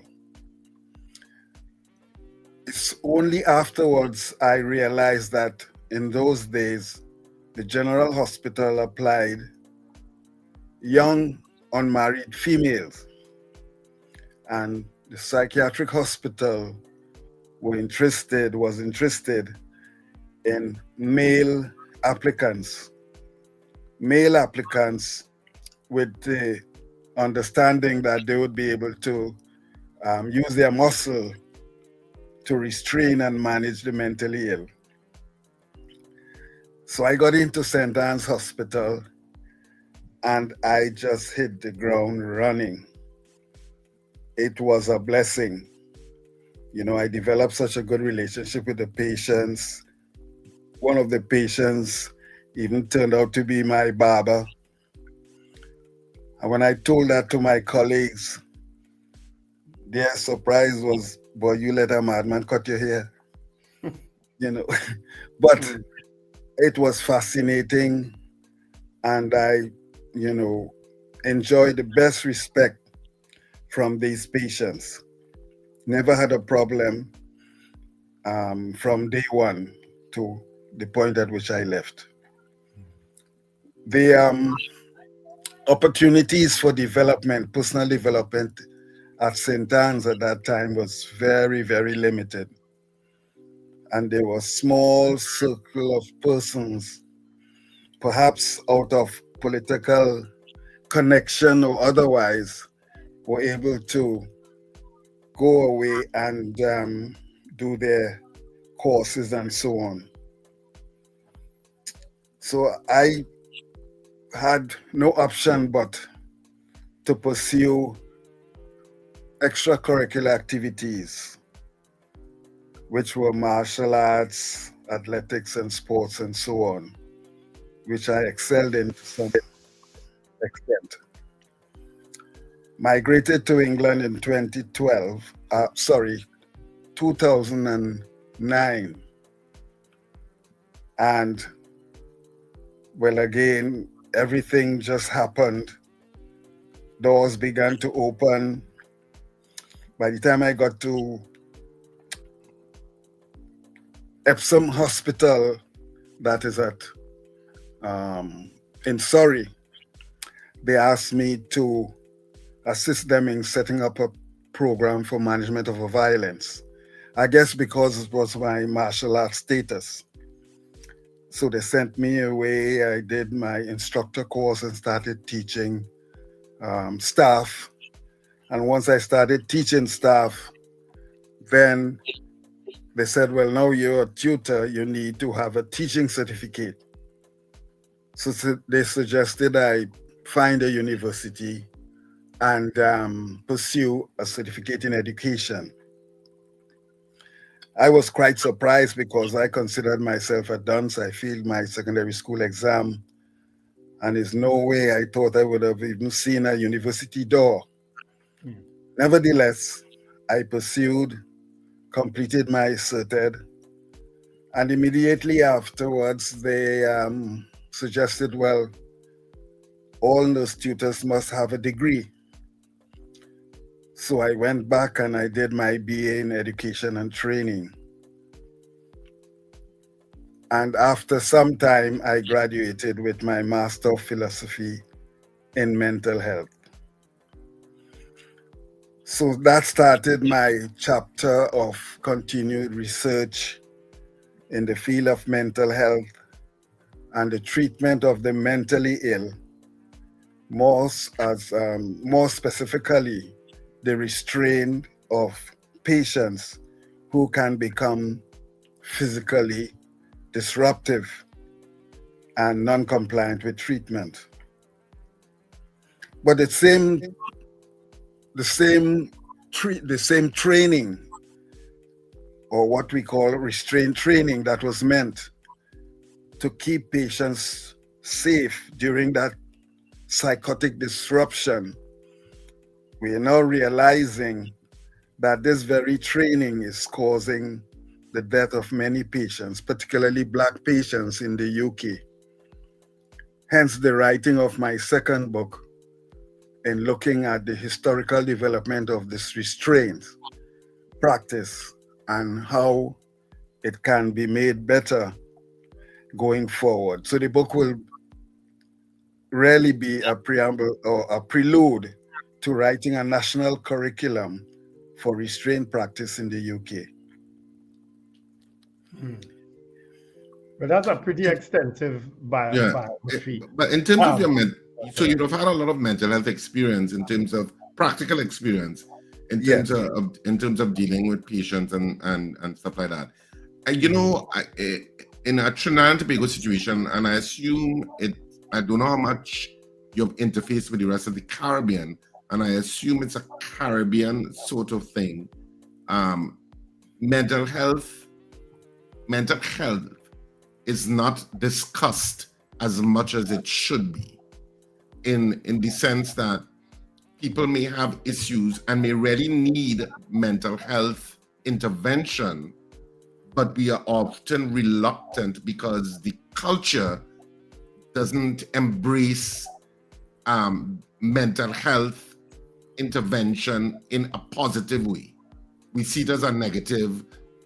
We see it as something showing that I am less than, rather than seeing it as a form of you need assistance, just like you may need assistance because your leg is broken or your hand is broken. Sometimes you need assistance in terms of mental health, in terms of that kind of intervention. But as a culture, we don't seem to embrace it enough. Is that still your experience with Caribbean folk and specifically Trinidadians and Tobagonians, or is it that people are more embracing of seeking mental health assistance now?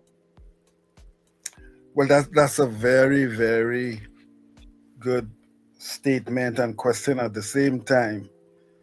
I always say that, you know, starting with St. Anne's, St. Anne's Hospital is over 100 years old and is the only treatment facility in Trinidad.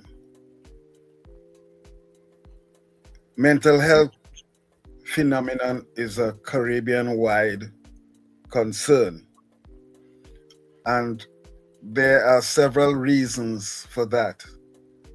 First of all, the mental health advocates, which are the hospital and the main advocates of promoting mental health, the Ministry of Health and so on, they do not seem to market the mental health services in a positive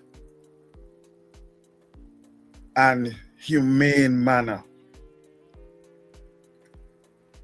That is one. So the marketing is poor. The next thing is education. Well, that comes under marketing as well.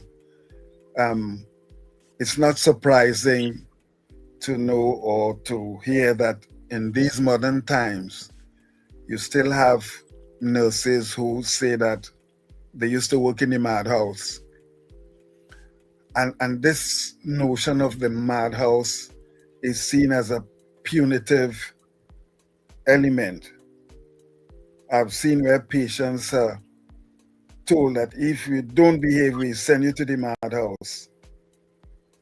And, you know, and there is a huge add to the stigma associated with being labeled as mentally ill, not ill, but mad. You know, patients in their psychotic mood do not necessarily want to be referred to as mad. So they refrain, they resist going to mental health institutions for treatment. But the stigma causes more adversities than the illness itself. Because for the patient who needs the treatment and he refuses to access mental health services, his condition will become worse as a result. Yeah. The parents, you know what is if I may interrupt you, Dr. Ryan, you know what is interesting in terms of real life situations?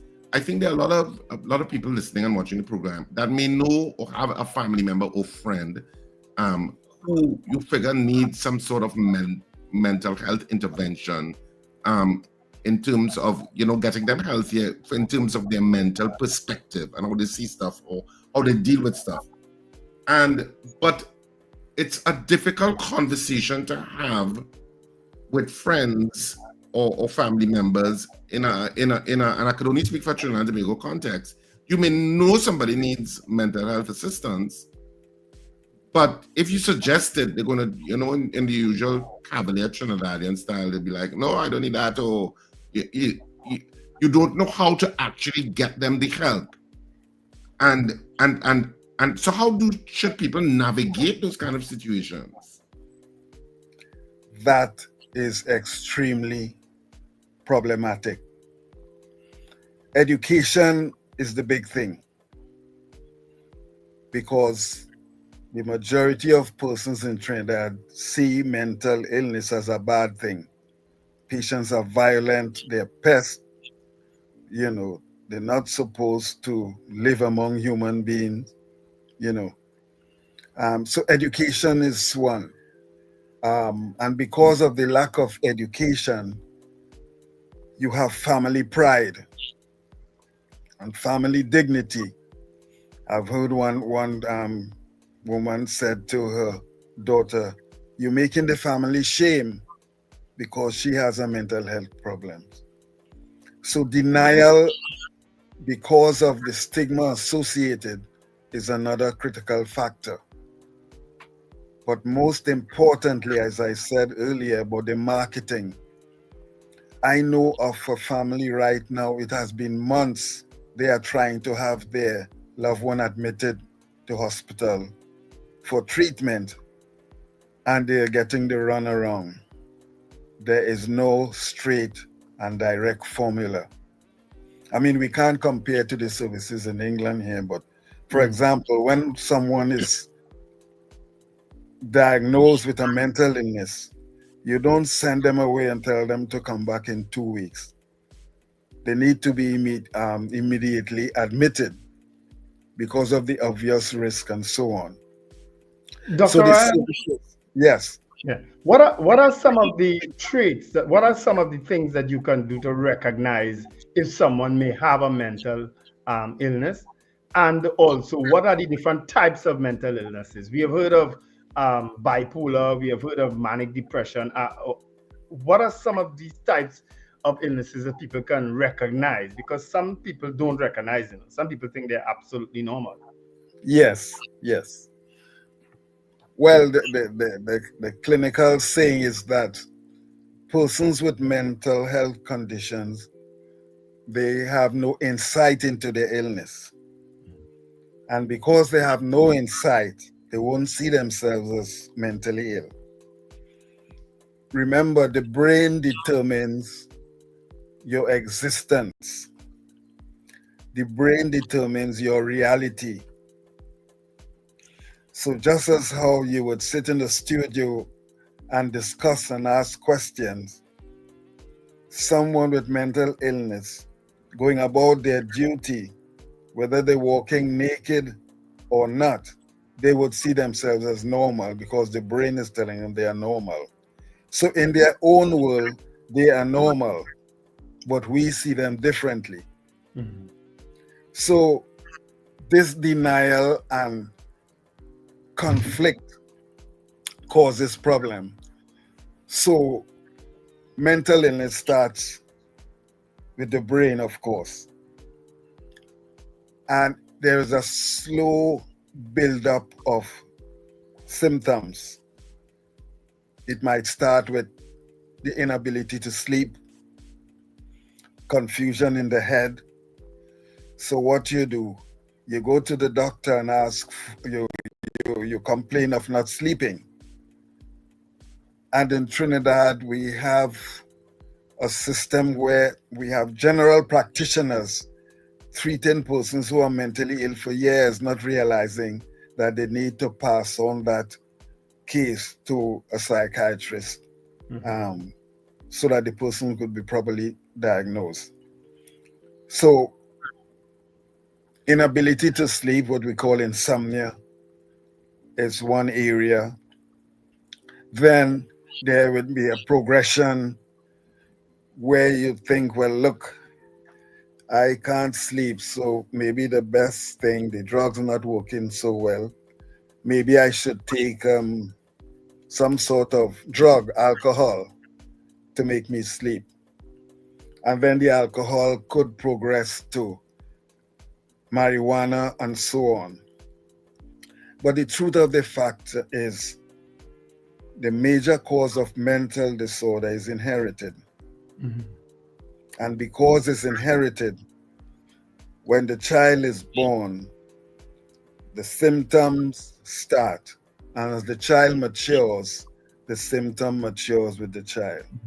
Dr. Ryan, do you as a consultant, do you do work with the TTPS? And why I'm asking that question is that we have had several incidents of people with mental conditions being shot and killed by the TTPS because they themselves may not have recognized that the person that they're dealing with is a mental patient or has mental issues.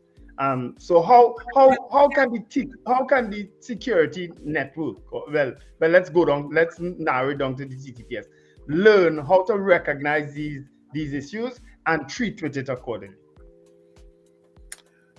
Well, for your information, I've been attempting to get involved with the National Security, Ministry of Health, Ministry of Education since around 2005 to no avail. That's 20 years ago, Dr. Ryan. Yeah. So you would hear about mentally ill persons being fatally shot by the police. And when there are complaints and questions, you would hear the police administrators say, well, the officers receive tips or training on how to deal with this situation, how to use minimum force. But it's much more than that. You know, it takes continuous training. In fact, the training I did over here, I taught conflict management to hospital staff, teachers, police officers, security officers, and so on. And it's mandatory because the government here realized the importance and the risk involved with these sort of physical confrontations. So I don't know why the police officers think they're trained when they're not. Yeah. So I suppose that comes back to the issue you brought up earlier about education, because education has many facets to it, and one of it would be the national security infrastructure treating seriously mental health education as part of the training for Trinidad and Tobago police officers, and maybe even remedial training that ever so often you get updated in terms of what the signals are, what is the use of force policy in your interactions. And so I mean, that's a conversation that has to be had, I suppose, maybe with the Commissioner of Police, how they institute that kind of training on regular intervals, and certainly as part of the preliminary training of police officers. But that education that you talked about, when you talked about mental health and how we see it as a cultural aspect and educating citizens, and which I think is a Caribbean-wide issue too. Is it that you're talking about education from a primary school level point of perspective, a secondary school perspective about mental health issues and how important it is to take care of your mental health, which kind of intersects with anger management, intersects with conflict resolution, intersects with stress and how you deal with stress, and challenges which we all deal with as human beings on the journey of life. We all going to face challenges and stresses, and how you manage those things. So when you talk about education, is it that you're referring to even in the formal educational institutions that you're talking about too? All of the above. Very important. All of the above.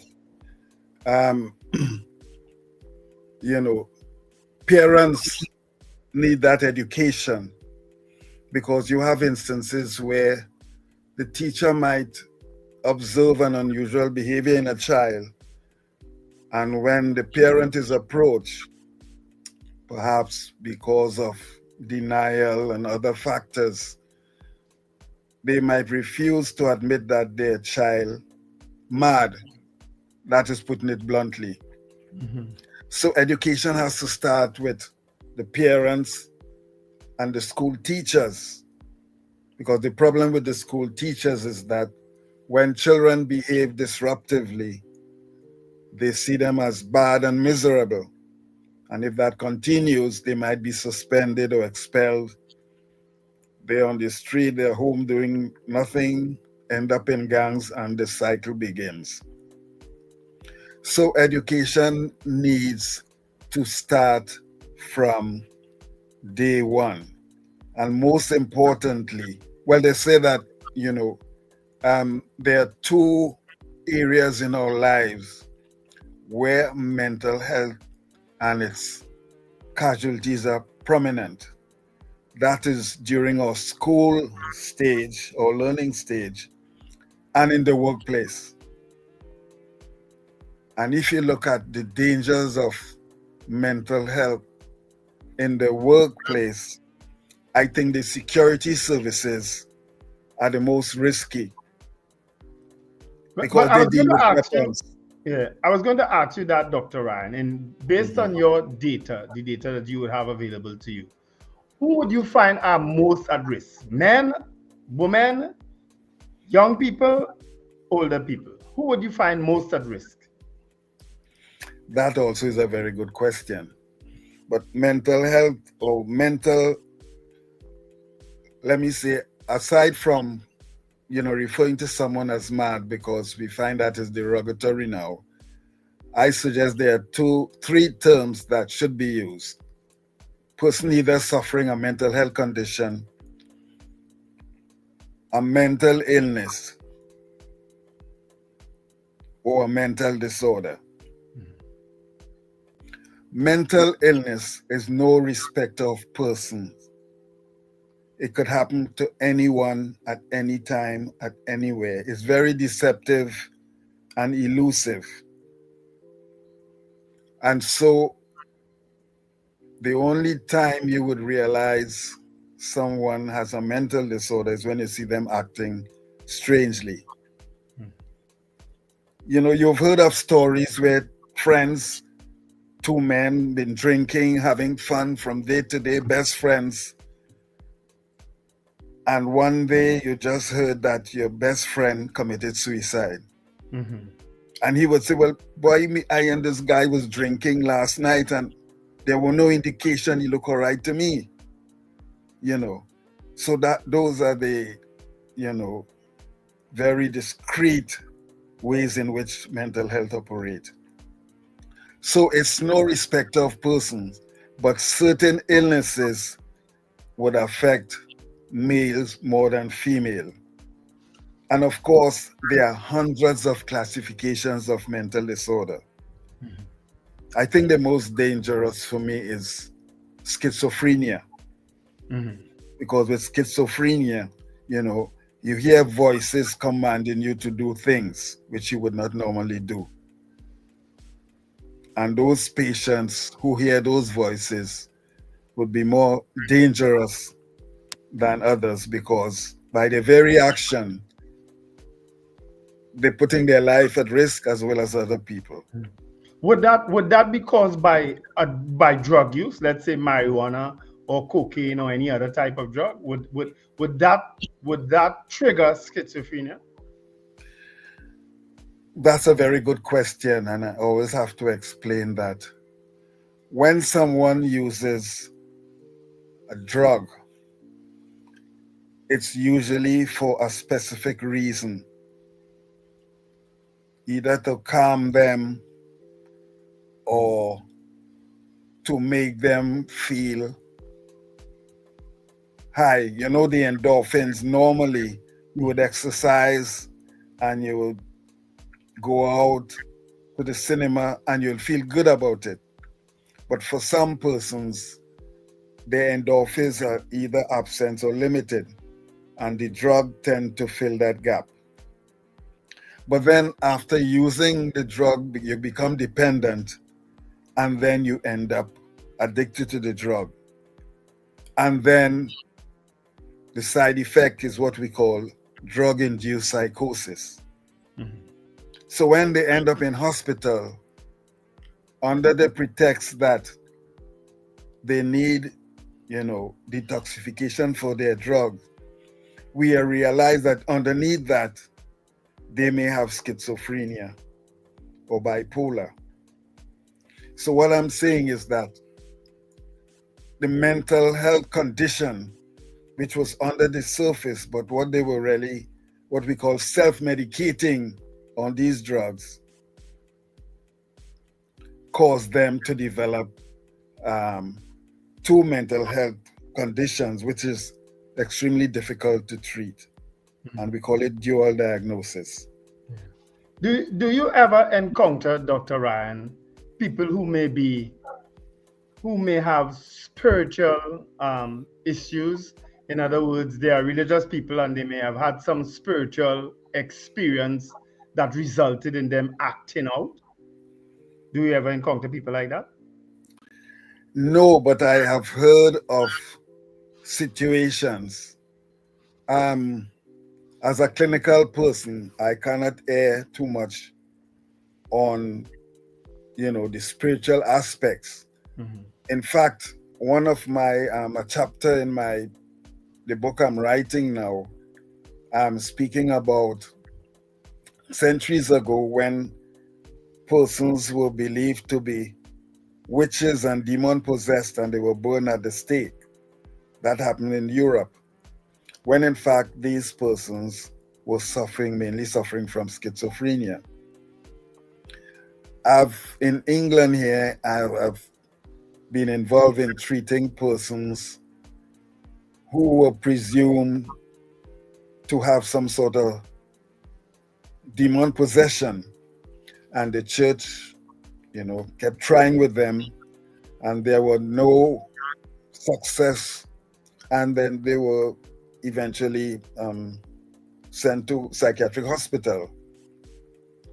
So while I cannot dispel that there are spiritual implications to some of these illnesses, I would question what evidence is there, because in clinical psychiatry we need to provide evidence.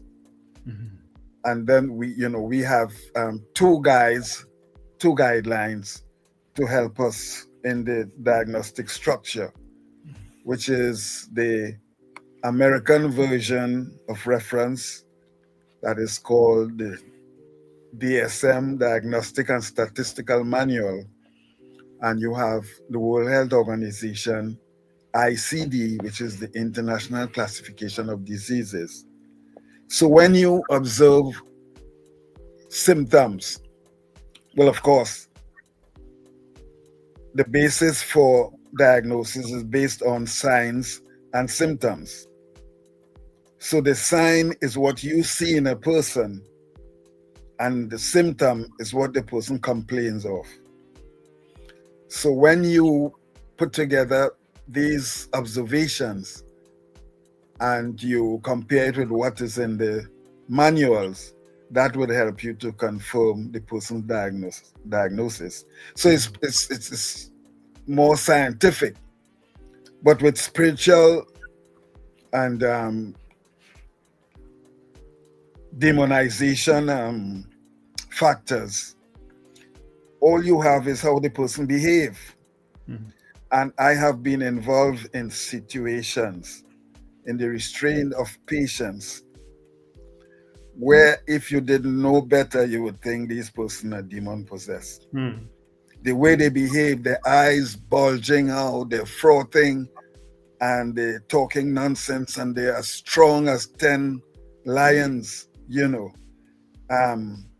Again, perhaps because of the lack of education, it's easier for persons to see these individuals as demon possessed. What do you mean? What do you mean by talking nonsense? Would you consider, because people talk in tongues, would you consider that? Right.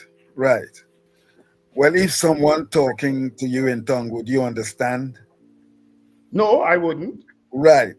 So we say nonsense, but other persons will say incoherent, you know, but it's not understandable what they're saying. They're not when making when people say they're talking in tongues, they have a mental problem then? No, I wouldn't say that.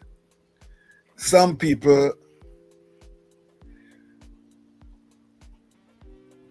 well, talking in tongues, sometimes it could be spiritually invoked. How can you tell the difference? How can you tell the difference? Because somebody could say, yeah, I'm talking in tongues, but it's a mental issue. And some people, and some people, from the time you say spiritually invoked, it becomes a blurry line. Well, the only way you would talk, to my understanding, the only way you would talk in tongues is if you're under strong spiritual energies. But some people may believe they're under strong spiritual energies, but they have a mental problem. And they're not really under any spiritual thing. They're just talking in tongues because there's a mental break. Right. When you... How can you tell the difference? Because when it comes to religion, the line between mental health and a mental unhealth is very blurry when it comes to religion and spiritual beliefs. It's thin.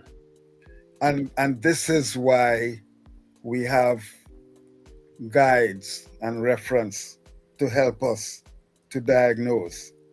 If someone talks in tongue today, I won't say that person is mentally ill.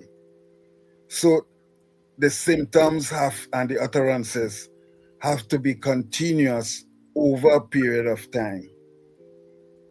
You cannot suddenly just, there are times when you can, according to your expertise, you can determine whether someone has a mental disorder. But, speaking in tongues, I have hardly seen any patients under strict medical care speaking in tongues. Okay. Is it true, is it accurate that the statistics show that 1 in every 4 people may have a mental issue? I don't know. I always question that because I don't think Trinidad was involved in that that survey. Okay. Yes. But that was done by the World Health Organization. And they might have taken samples from a wide, they could conduct a research among a certain group and then generalize that. And so, because we are not involved in these types of research, Trinidad speaking, we just have to take that as the gospel truth. Because if that is in fact true, Dr. Ryan, it means on this screen as we speak now, 1 out of 4 of us, and we know it's not you, and we know it's not me. How we know that? The main idea is saying that could be suggested. That could be in the manual. That is a serious statement. We know 2 out of 4 good. Well, in fact, the other 2 might have to question us because mentally ill persons don't say they are mentally ill. Thank you. So if you're saying you're not, and I'm saying I'm not, Dr. Ryan, you're going to spoil the fun. Doc, just before we wrap, because we are out of time, I just want to find out what is like where you are at as far as response is concerned to like families making calls where like outpatients at home and getting on violently, because we have had a number of persons who have been harmed because it might have been just our grandmother or our mother who cannot handle this man who is now 10 times stronger, calling sentence on other places for help, calling the police and not getting assistance and that sort of thing. What is it like where you are at right now, where mental health response is for families? Well, it's much better here because the British government has a commitment to look after the mentally ill. Some years ago, I understand mental health services cost the British government over £100 billion a year. And that is to tell you. But, overall, mental illness is on the increase. It's a worldwide phenomenon. And it's becoming problematic here because they're running out of spaces and services. But it's still structured and better managed here. So if in a rich country like the UK and services are dwindling and there are complaints about reviewing policies and patients are killed by the police, and most of these killings are preventable, then you realize that, what would happen to Trinidad? Because in Trinidad, we don't have this type of services. But through education, it will help persons or the public to advocate for better services for the mentally ill, because the mentally ill persons don't have a voice, unfortunately. Yeah. So through education and yeah, Dr. Ryan, that is where we have to leave it for today. We really want to thank you. Any parting words as we go? Well, for the general public,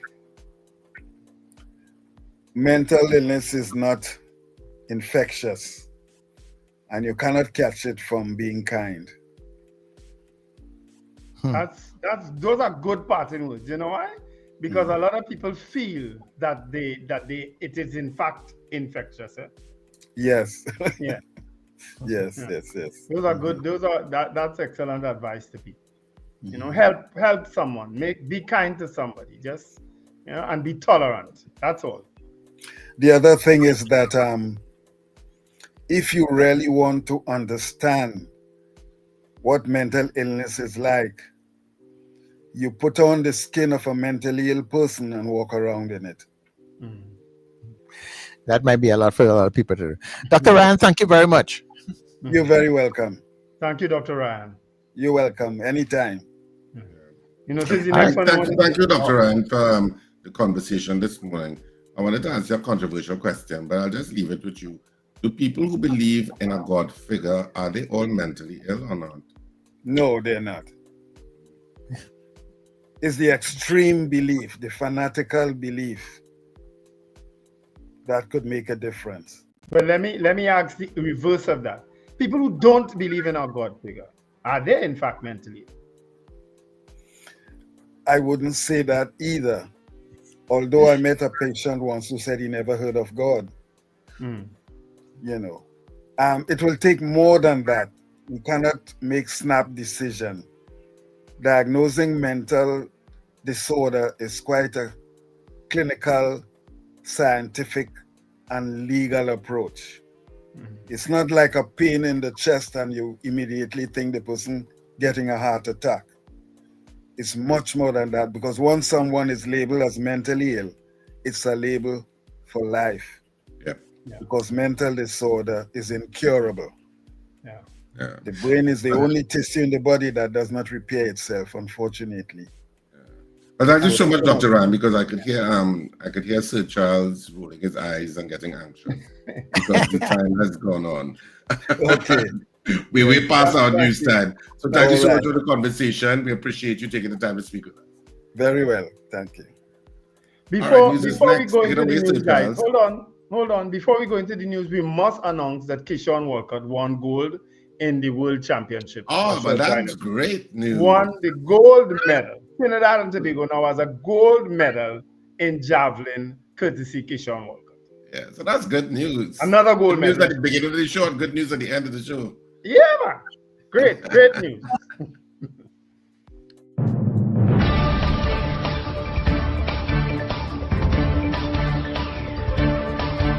The news you need, the clarity you deserve. Local, regional, global. This is Net Radio News Now.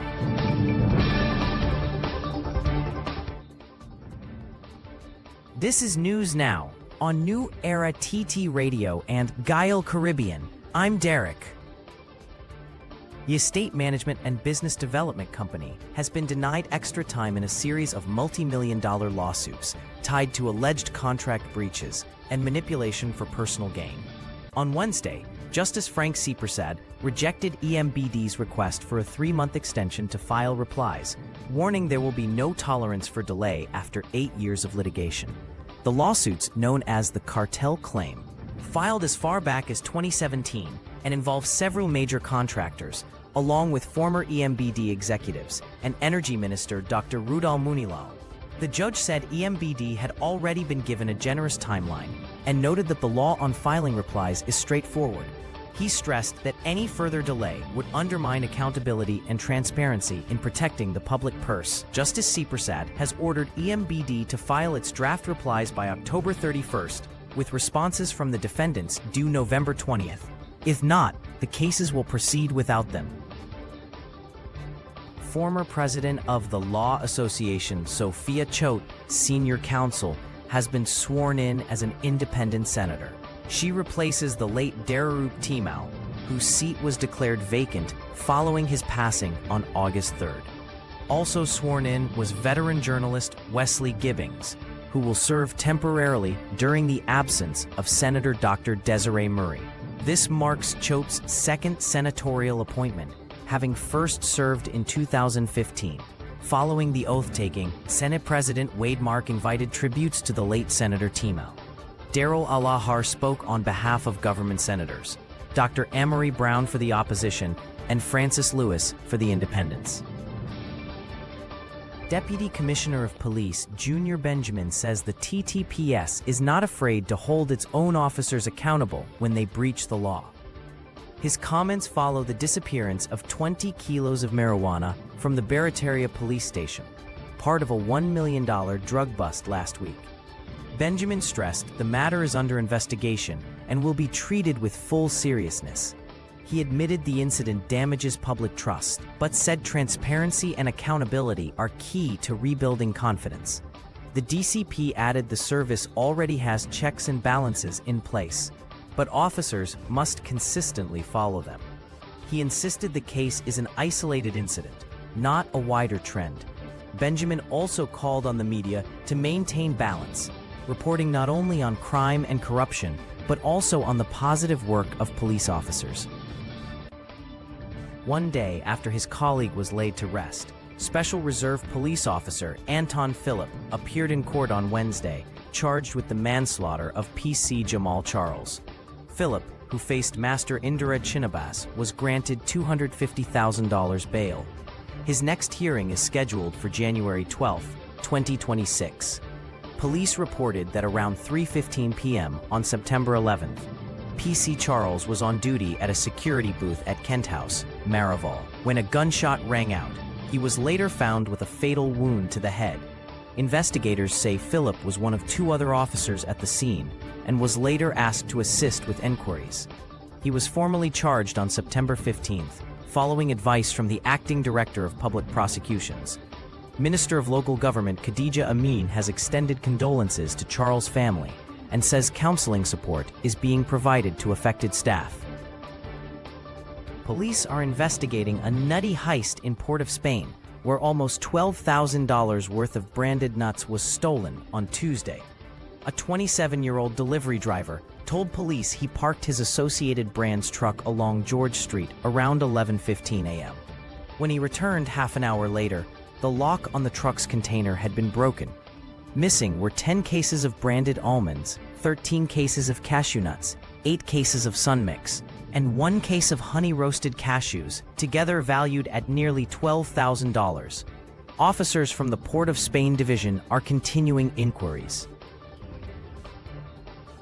In regional news, the government of Grenada is raising alarm over what it calls an escalation of activities in the Caribbean Sea, warning that regional stability and the livelihoods of its people must be safeguarded.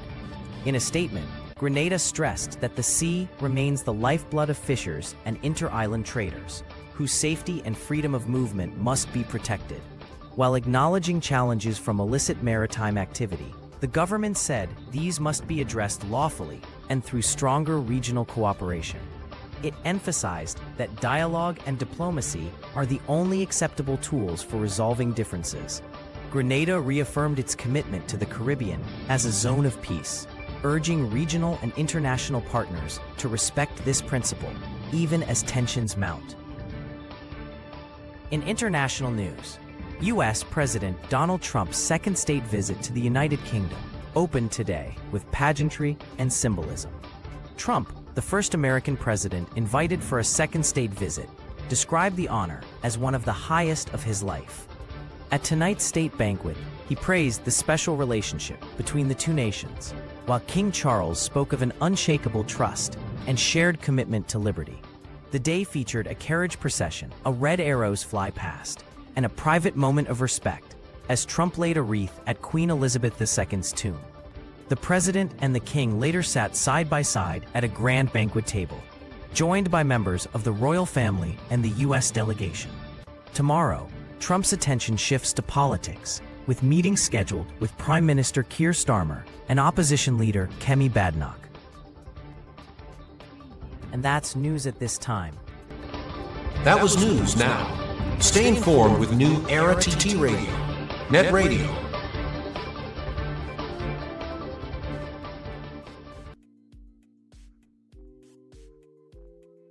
Pay $1 down on higher purchase plans at Furniture Plus. Enjoy fast approval, low interest rates, and up to 36 months financing. Retirees, self-employed, and permanent employees apply today. Buy now, pay later with Furniture Plus credit plans. Conditions apply.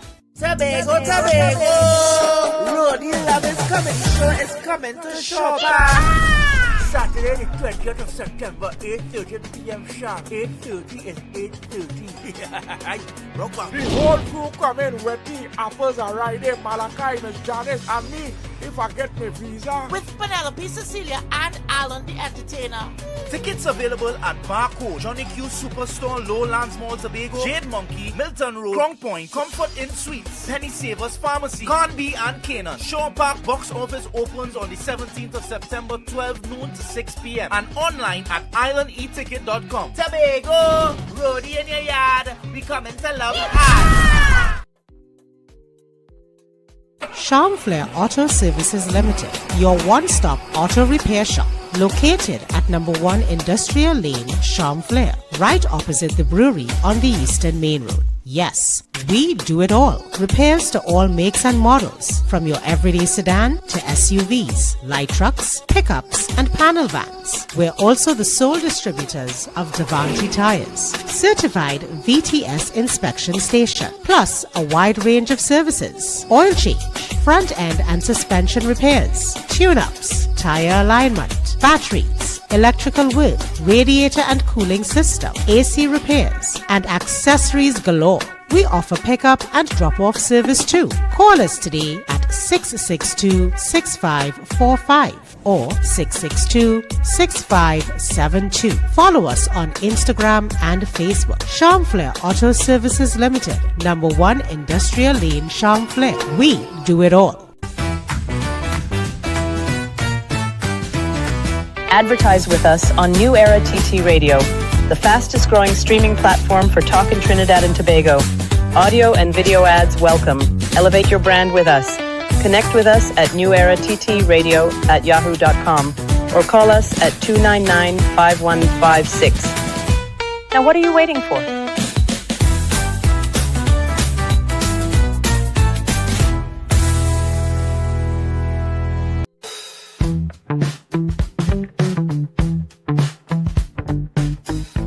S&H Rumbox, 137 Western Main Road, St. James, for all your retail and wholesale needs for alcohol and non-alcoholic beverages. Call us at 686-0599 or visit us at 137 Western Main Road, St. James. S&H Rumbox, drinking out of the box.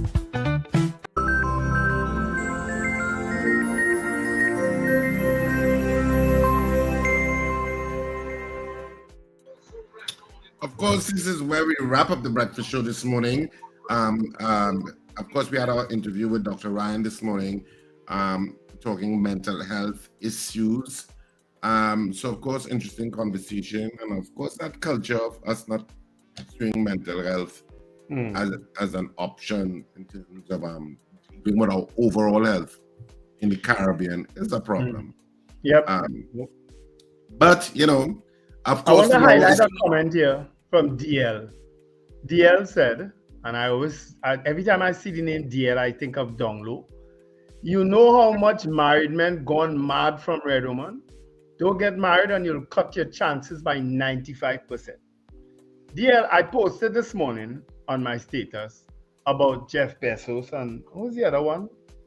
Two women end up with $100 billion between them. They ain't work a day in their life. 100 just by divorcing. Two of the richest men. How you know they didn't work a day in their life? You know what I mean? No, I don't know what you mean.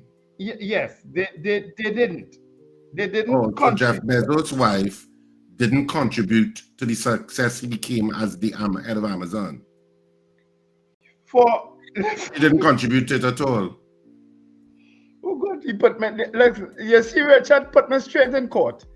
I'm trying to lighten the mood. He put me back in the courtroom. Don't bring up talk like that. Because you're disparaging the woman as the woman didn't contribute in some way. Richard, I had enough of court. You deserve that. So what you bring it up for? $100 and what do you mean by red woman? Stop disparaging red woman. Or let's run down red woman, and then when they go on to better men, all your vex. Stop disparaging red woman. Stop it. If you have mental issues, deal with red woman. Go and sit down in a chair or lie down on a couch and talk about it. All right, okay. Deal, you heard from the expert? Go and fix your red woman issues. Yeah, stop disparaging red woman. I can see all the red women now must be, hey, Richard! Yeah. Nonsense. Oh, hey, listen. No, that the problem is not the woman, you know. Sometimes it's the men. You're very right. But when is the man? At least we know. No. No. That is a big no. Not all the time at all. But anyway, of course, theaters on this weekend. As you see, Rudy's in Tobago. So Tobago, they have a show on this weekend. Of course, next weekend, your Don't Leave Foul to Watch Corn is on at Central Bank Auditorium on Saturday at 8:30 and Sunday at 6:30. That's on the 27th and 28th of September. Tickets are already out at all the usual outlets. K-Squared Fashions in West Mall, Eastgate, and Brentwood Mall in Chagonas. Jabili Rawe in Tunapuna, Alextronics in Arima, and Tony's Florals in Val Park Shopping Plaza and Champlain Auto Services. They all have tickets. Get your tickets early. Now, that is good for your mental health, as Melchizedek said in the group chat. That's good for your mental health. Coming to that kind of play, you don't leave foul to watch corn because you will laugh so much. It relieves. It's a big stress reliever. When doctors say laughter is the best of all medicine, they are not kidding. It really de-stresses you. So you can have an opportunity to de-stress if you're in Tobago this weekend. And of course, next weekend, Saturday and Sunday at Central Bank Auditorium. Get your tickets early. For purchasing of tickets online, you can check RSRR Productions theater page on social media, Facebook, Instagram, and TikTok. But the weekend is here, people, so put a smile on your face. The weekend begins tonight and the second after midnight. Have a fantastic day, whatever you do, and remember to smile and laugh. It's great for your health. And you can also, what's great also for your health is come down by Rumbox tomorrow and de-stress.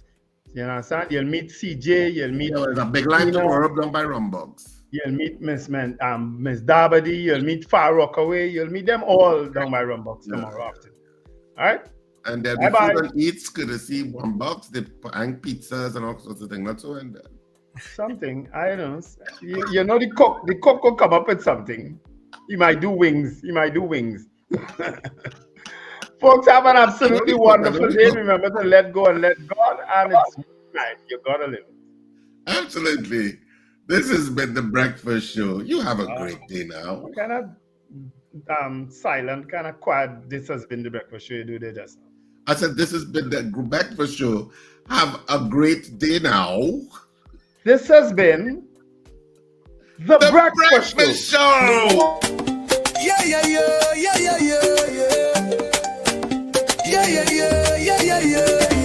Wake up, it's a brand new dawn. The Breakfast Show got the vibes.